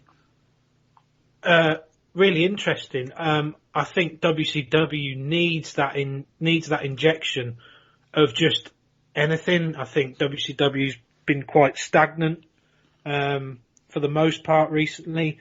I think it's been quite stagnant since this time last year, I would say. I mean, from definitely what I've watched personally, it's been stagnant. And say for some interesting stuff going on Nitro, I don't know that if you could be a bit more broad stroke than week to week television, which has been quite good, but the more broad strokes everything, I'd say WCW has been pretty flat for a while. I think we look at the top end of the card and you see what they've been doing with Hogan. They've done a load of title changes that haven't really made any sense. That's where my next point. It's just the fact that we're going to see these new guys, Bob, fresh faces for the most part. We're going to see them, and we're going to see them inserted into hopefully some loftier positions. So we don't just get we're obviously probably still going to get the usual Hogan matches, but it just WCW needs this, Bob, is what I'm trying to drive at. It needs this injection of talent, both wrestling, promo wise. I think the matches will be a lot better. DiBiase will be fantastic if he is indeed like the manager or quote unquote probably not the leader in a sense, but maybe like the bit more of the mouthpiece. I think this could really work. But overall, Bob, WCW just needs this right now. Craig? In terms of WCW analysis, I can't disagree with anything what Kieran said. With a WWF hat, I think that they will be disappointed to lose several stars that are over. Now, if you look at the roster and some of the guys on the show that we've just reviewed, there's no reason that some of them can't go on to be really big names, but in losing Diesel and Razor Ramon, they have lost two established acts without having really built up many people to step up to that plate with them gone. So I think that'll cause some concern. But like Kieran says, it's a big boost for WCW. It'll be interesting to see how they use them, what it does for them, and also, more importantly for the WWF, how they counter that. Yeah, it's going to be an interesting few months. We've seen Diesel on top, but in a badly cast character, and I would argue we've seen Lex Luger not pushed properly, and we've seen Razor Ramon not pushed at all. Those three as a trio of guys potentially on top in WCW could be fascinating if that starts to get over. And I say all that with Lex Luger, arguably the most overact in WCW right now. I say all that with, Razor Ramon, or Scott Hall as he'll probably be known, having an interesting first night a couple of days ago on Nitro. It's intriguing times. As I said, we discussed it in a lot more depth on the WCW show, and I think actually joining Luger with that team will be a bad idea, such how is how popular he is right now. But it's going to be difficult because, as I said this before, losing talent in wrestling is not an even sum game. Well, certainly it isn't compared to, say, maybe where it was, 25, 30 years ago, in the sense that guys would move from territory to territory, but there was generally a bit more of a flow. Now these days, we're dealing with contracts and guys only working with one company. You lose two big names, it's very difficult. It's all right, Bob, when it's just like the one, but when it's two and it's these two. But on the flip side, though, going back to what Craig said about the WWF stuff, the WWF have kindly they've made a rod for their own back by, like you said, they've not really pushed Razor. What do you think about that? That they've kind of done it to themselves in a way. Well, yeah. Well, I've said my piece about Razor in the past. I think he's quite a big missed opportunity. But no, it just hasn't. The Razor thing. For whatever reason, Vince just didn't see it. He just didn't see main event, and I think it's quite typical in the sense that it's probably too much of a character that Vince McMahon would ever go, that guy's the main eventer. But it's like, Razor Ramon might not be a main event act, but Scott Hall might be. And it's kind of like, well, if you don't think Razor Ramon is the right character for a main event act, then change the character. Don't not push the guy playing him. And let him leave, yeah. Yeah. Well, they didn't let him leave. He left for more money. But, I think it's just more a case of, there may be a main event act in Scott Hall that you either by design or by accident didn't let yourself see, and we may get to find that out in the coming months. Anyway, that will wrap up the main bulk of this show. I will introduce what's coming next in a minute. But firstly, a big thank you to Kieran Mitchell.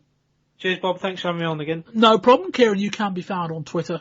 I am indeed at JotunThrash666. And Craig Wilson.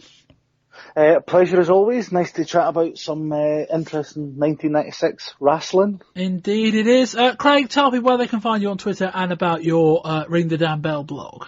Yes, you can find me musing about wrestling almost always from a sort of vintage standpoint at ringthedamnbell.wordpress.com, and from there you can find the social media links to our Facebook page and Twitter.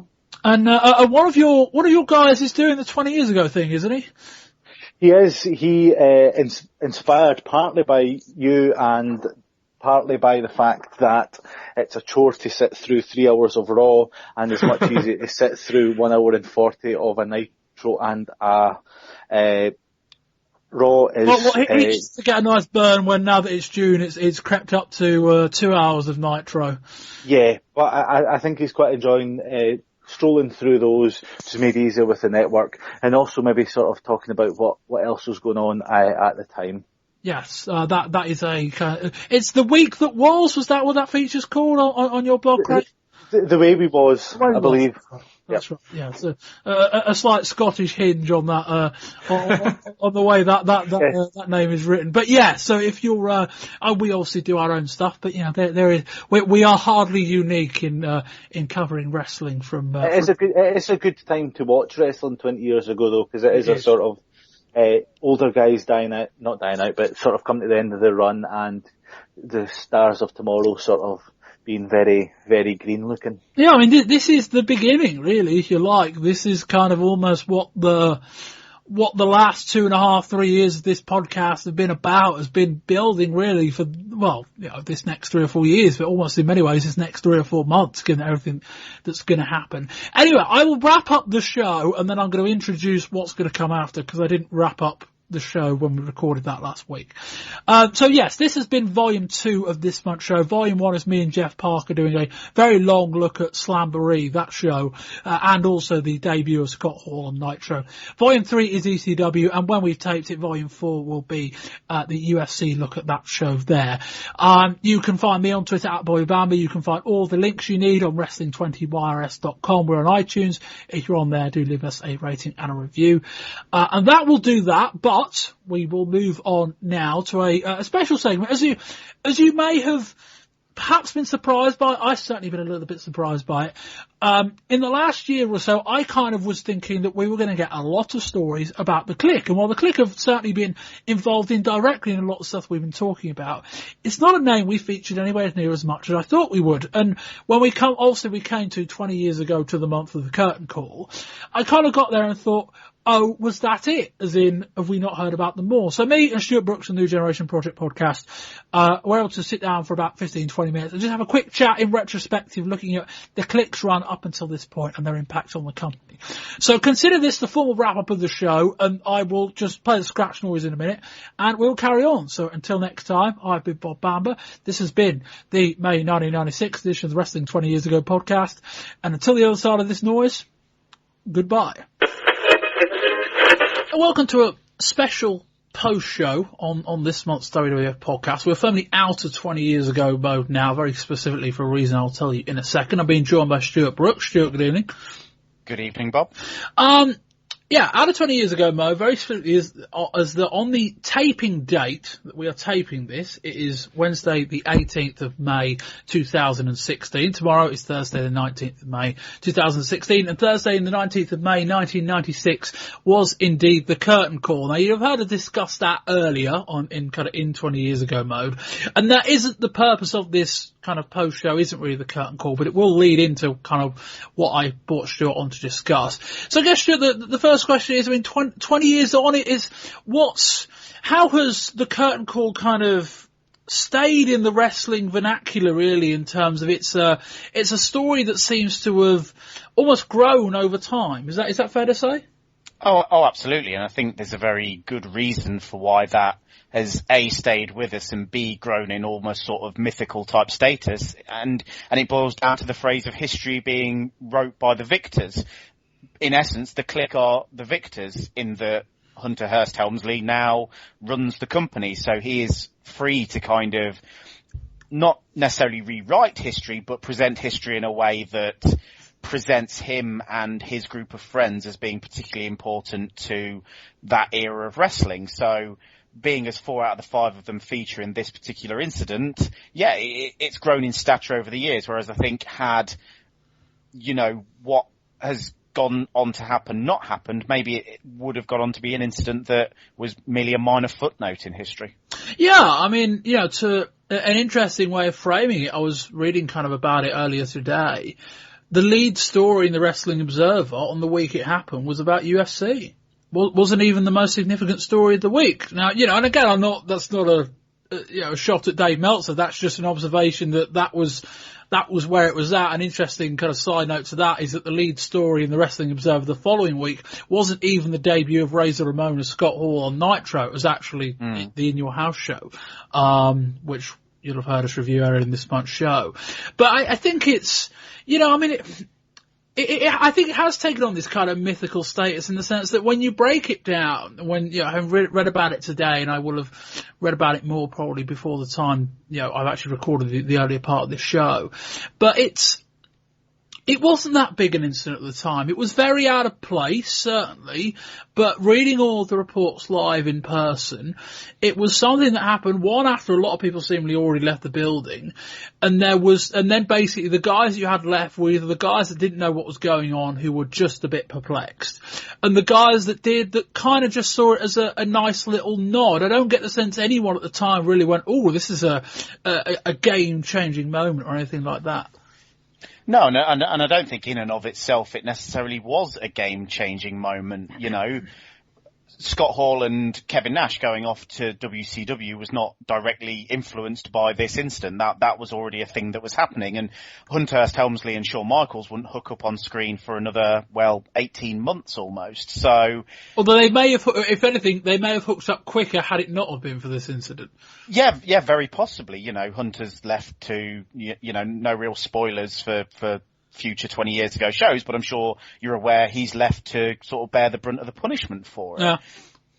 But yeah, if you watch the kind of the Kliq Rules documentary that was released last year by WWE, they even go to the lengths of getting on the two guys who filmed the only footage of it. So obviously it wasn't filmed by WWE cameras, but they bring in these two guys who were just at the arena and were there at a time when they didn't really crack down on people filming these shows.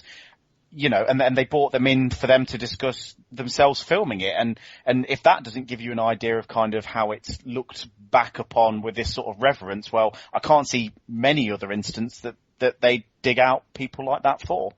No. And it also kind of happened in that nice little window where video cameras were scarce enough that people didn't have them, but were small enough where people could easily enough get them into an arena just about.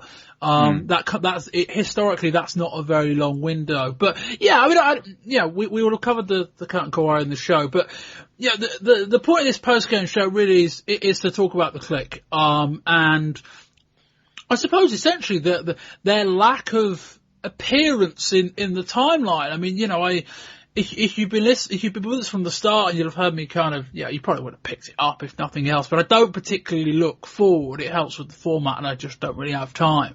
But I was kind of getting into WWF early 95 last year, looking ahead and thinking, we're going to get a lot of Kliq stuff in the next year, and we have had a bit. There's, we certainly had some stuff that we can touch on. But sure, I'm here 12, 13, 14 months on from kind of that realization at the end of the formal run of all four guys in the WWE, or certainly the first one. And I kind of think, what was all the fuss about?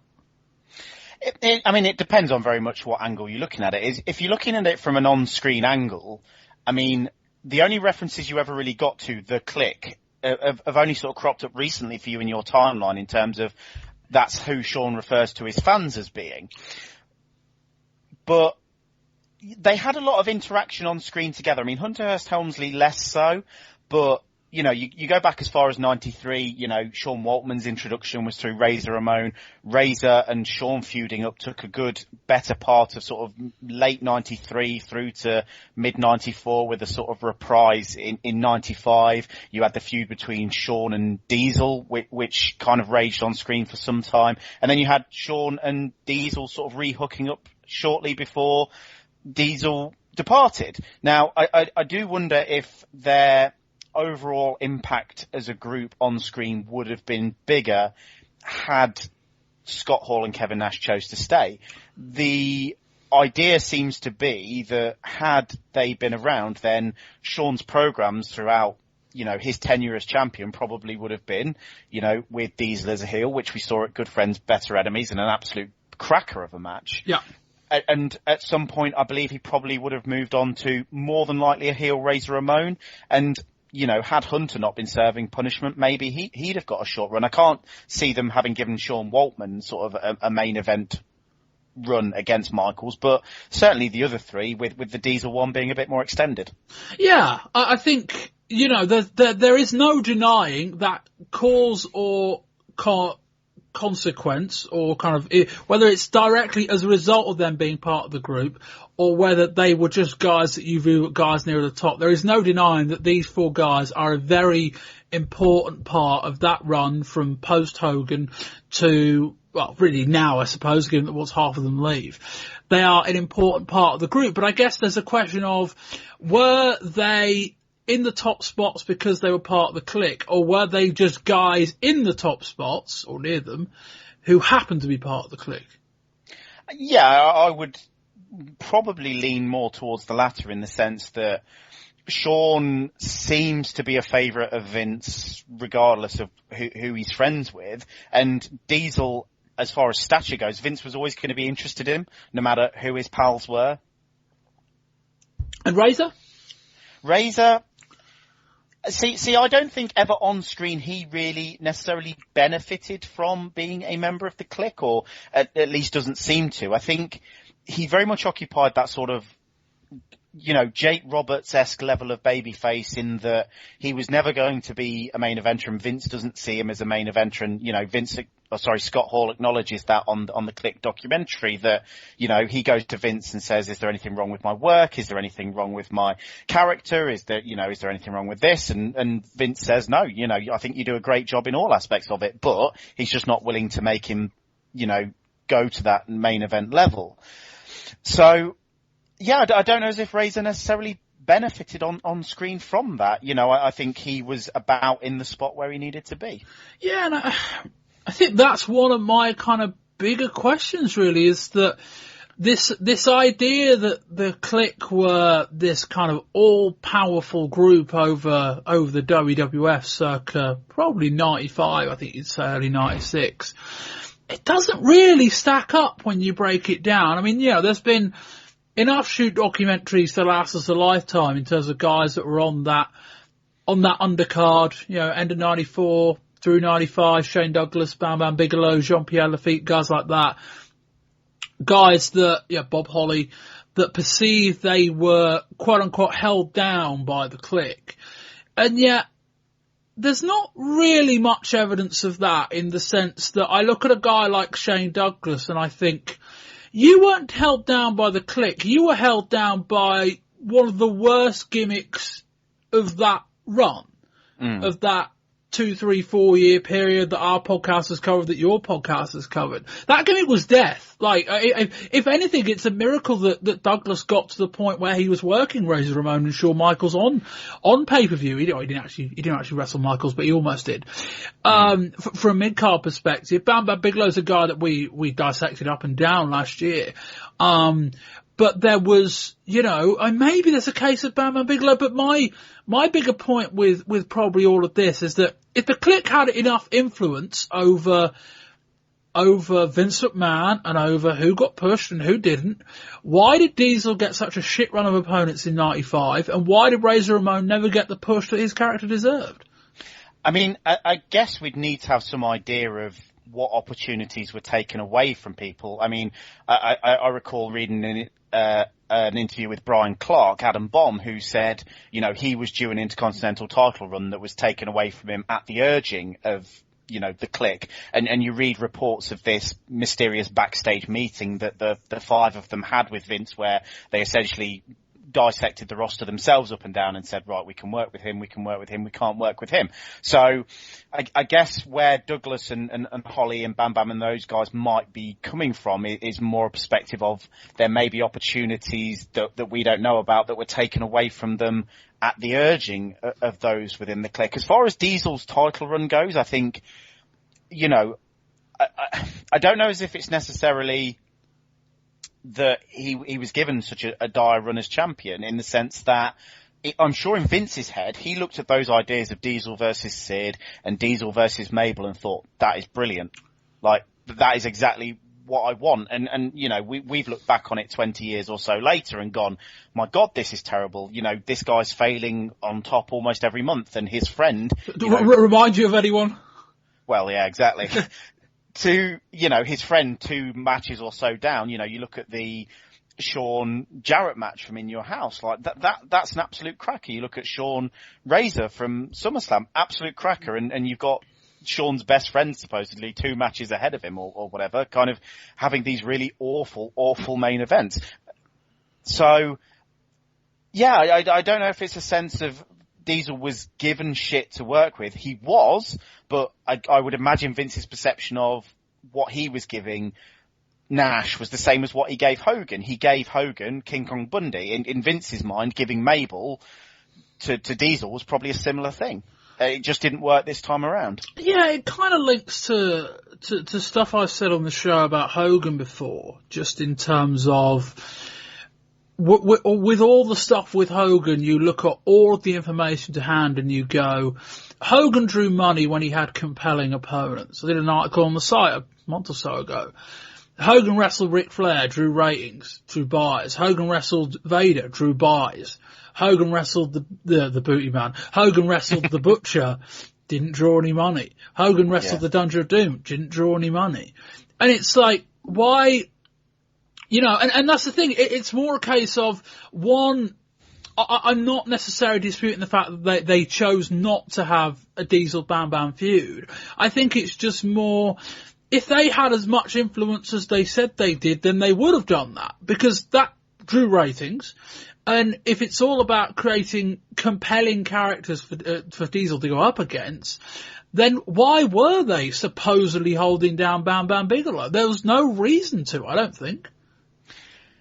No, but if there is this mysterious meeting that happened where they handpicked the guys they did and didn't want to work with, then I imagine regardless of what kind of Vince wanted, a case of maybe he did want to push Bam Bam Bigelow as a really sort of killer heel post Lawrence Taylor. Now I'm not sure whether that would work after he'd lost to a non-wrestler, but yeah, if he's already been sort of scratched off the list as far as the Kliq goes, then, it's a matter of finding people, I guess, that they were willing to work with.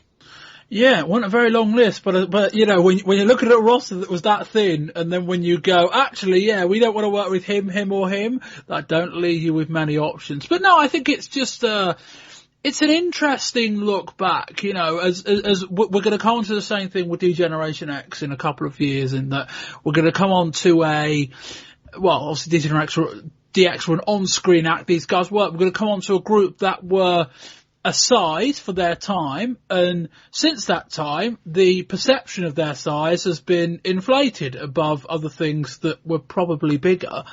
And I kind of feel like, having quote-unquote lived through it, that the Kliq were just a group of friends that, probably had a little bit of leverage over Vince, but I don't think, you look at the stories, and I kind of don't think, you reviewed the Kliq documentary. I caught a bit of that show. I've listened to it in full previously, but I caught a bit of that show earlier.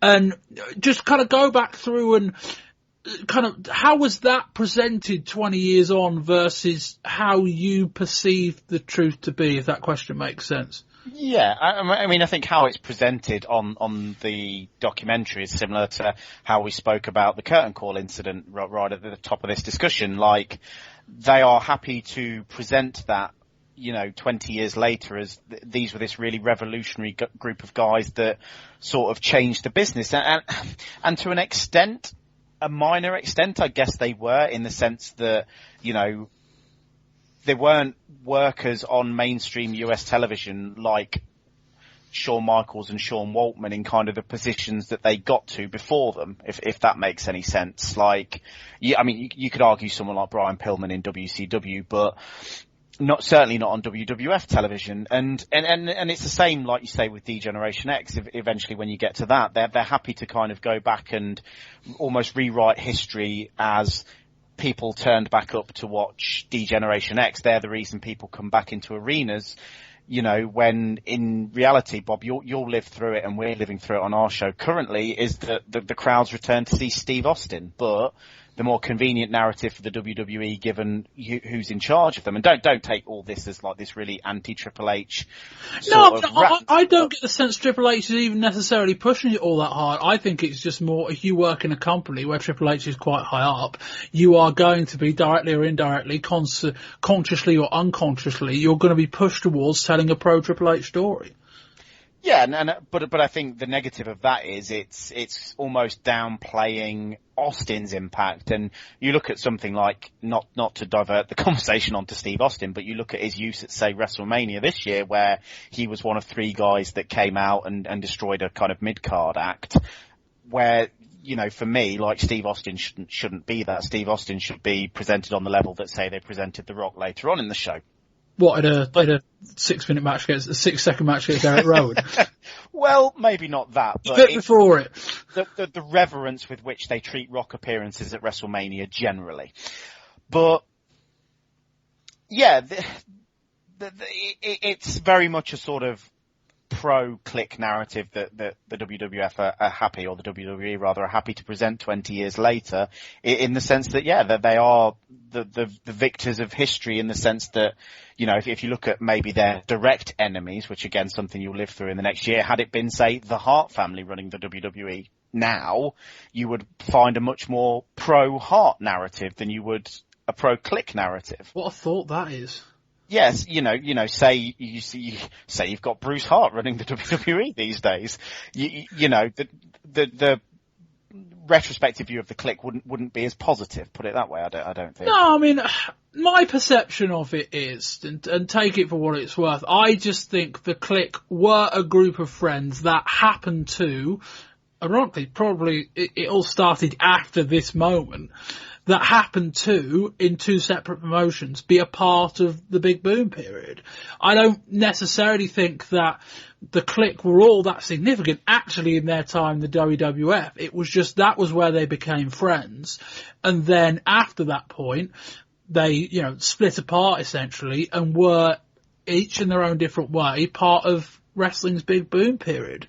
But I think there is a lot of stuff that's made up probably on both sides. I think it's a weird thing. I think there's people that weren't in the Kliq that are overstating their impact. I think there are guys in the Kliq, there's only 5 of them I suppose, I think the Kliq perhaps overstate their own impact in that it probably was just more of a coincidence that they just happened to be 4 friends. I think if Eric Bischoff signs, you know, a couple of other guys at this time, I don't know who they'd be, they didn't exactly have a ton of main eventers around this time, a similar thing could have happened. It just so happened that Diesel and Shawn, Diesel and Scott Hall, Diesel and Razor Ramon, happened to be the 2 guys that were going, and they happened to be the guys that ended up in the NWO. Now, admittedly, those were 2 very good guys to pull it off. But I think the impact of the Kliq actually happens the minute the Kliq break up, would probably be my way of summing up. Anyway, a very nice little end to this month's show. Can I add one angle for you onto it, Bob? Go on. Yes, the Kliq as a group had an influence on Vince and in his ear. I think that's indisputable in essence. But that wasn't a new thing. You know, Hogan had Vince's ear in the 1980s. It's not a new thing since either, is it? Like the top guys get more influence over Vince because they've got more leverage. Exactly. So, but the difference in the 1980s was, you know, certainly the latter half and into the very early 90s, was that those guys were selling out arenas. There were A, B and C house shows, you know, so the lower card folks, so to say, were probably really happy with Hogan having Vince's ear because they were making all this money. Now you contrast that with the 93 sort of to 96 period, where that is very much the bottom of the barrel of Vince and the WWF's business in terms of, you know, Raws held in high schools where you can see basketball hoops in the background. They're cancelling house shows, you know, left and right. I think they even, have you just passed the period where they ditched the B house shows entirely? Yeah, I think that's end of 95. I mean, admittedly, with the house show news in the first 3 or 4 months of 96 is actually pretty good. in a funny kind of way, which is weird in the sense that there's no real, like all the stories in the first 3 months that their house show is doing really well, and the curtain call comes, I think it's the first time in like 6 or 7 years that they sold out consecutive MSG shows. So the house show thing's really weird because the narrative on mid 95 WWF is that business is in the floor. The reality is, I know they were in quite dire financial straits, but TV ratings weren't that bad. And house show numbers went down end of 95, in part because the roster got so thin they just couldn't run 2 shows. And then 96 came around, and maybe it was just because they were starting to strap a rocket to shore. That is probably the only thing that really changed. House show news around this time actually ain't that bad. But I just think maybe that's part of the reason why sort of historically, you've got this group of guys that are really against them in the sense that, the townsfolk were troubled at those times, and the Kliq might have been an easy target in the sense that, they were consistently on television, they were consistently on house shows. They did have a bit of an ability to dictate who and when they wanted to work with people. Whereas, in the Hogan era, everyone's making tons of money, everyone's happy. Yeah, I'll go work the B house shows, I'll work this house show. But in the sort of mid-90s, you kind of don't have, such frugal times, and the roster was happy to kind of find a bogeyman. Yeah. And ultimately, if I'm Shane Douglas, if I'm Bob Holly, if I'm Chris Candido, if I'm Bam Bam Bigelow, and 1995 doesn't work out very well for me, there is a very convenient story that I can push that fits a narrative that I'm happy with. And yet ultimately, I don't think Bob Holly was held back by the Kliq. I just think Bob Holly was held back by the fact he was called Bob Sparkplug Holly. And that's the thing you always go back to. But anyway, that will conclude, this month's show. Stuart, I did mention it earlier, but you, on your New Generation Project podcast, you have done about 2-hour show, I think, reviewing the Kliq documentary. So tell people where they can find that and about your show and where they can find all the other episodes. You can find us on all the usual places, really, that you can find podcasts. So iTunes, Stitcher Radio, SoundCloud. We post episodes sort of a few behind on botchamania.com. Yep, similar to what Bob does here, we review WWF pay-per-views. We started with King of the Ring 1993. We're just about this weekend to record our In Your House, A Cold Day in Hell. So we're kind of about a year ahead of you guys. And we've diverted into other stuff like WCW and ECW. Not as much as kind of you do, Bob, but every now and again. And yeah, that's us. And your Kliq podcast, because you reviewed Kliq Rules, wasn't it, the DVD? Yes, the Kliq Rules. Let me just bring that up. That is episode 45, so that's from last September. And yeah, it's a full dissection of that documentary, and we took listener questions on that one as well and kind of tried to answer what people wanted to know our thoughts about, similar to this discussion here, those guys in that time period. Recommend the DVD?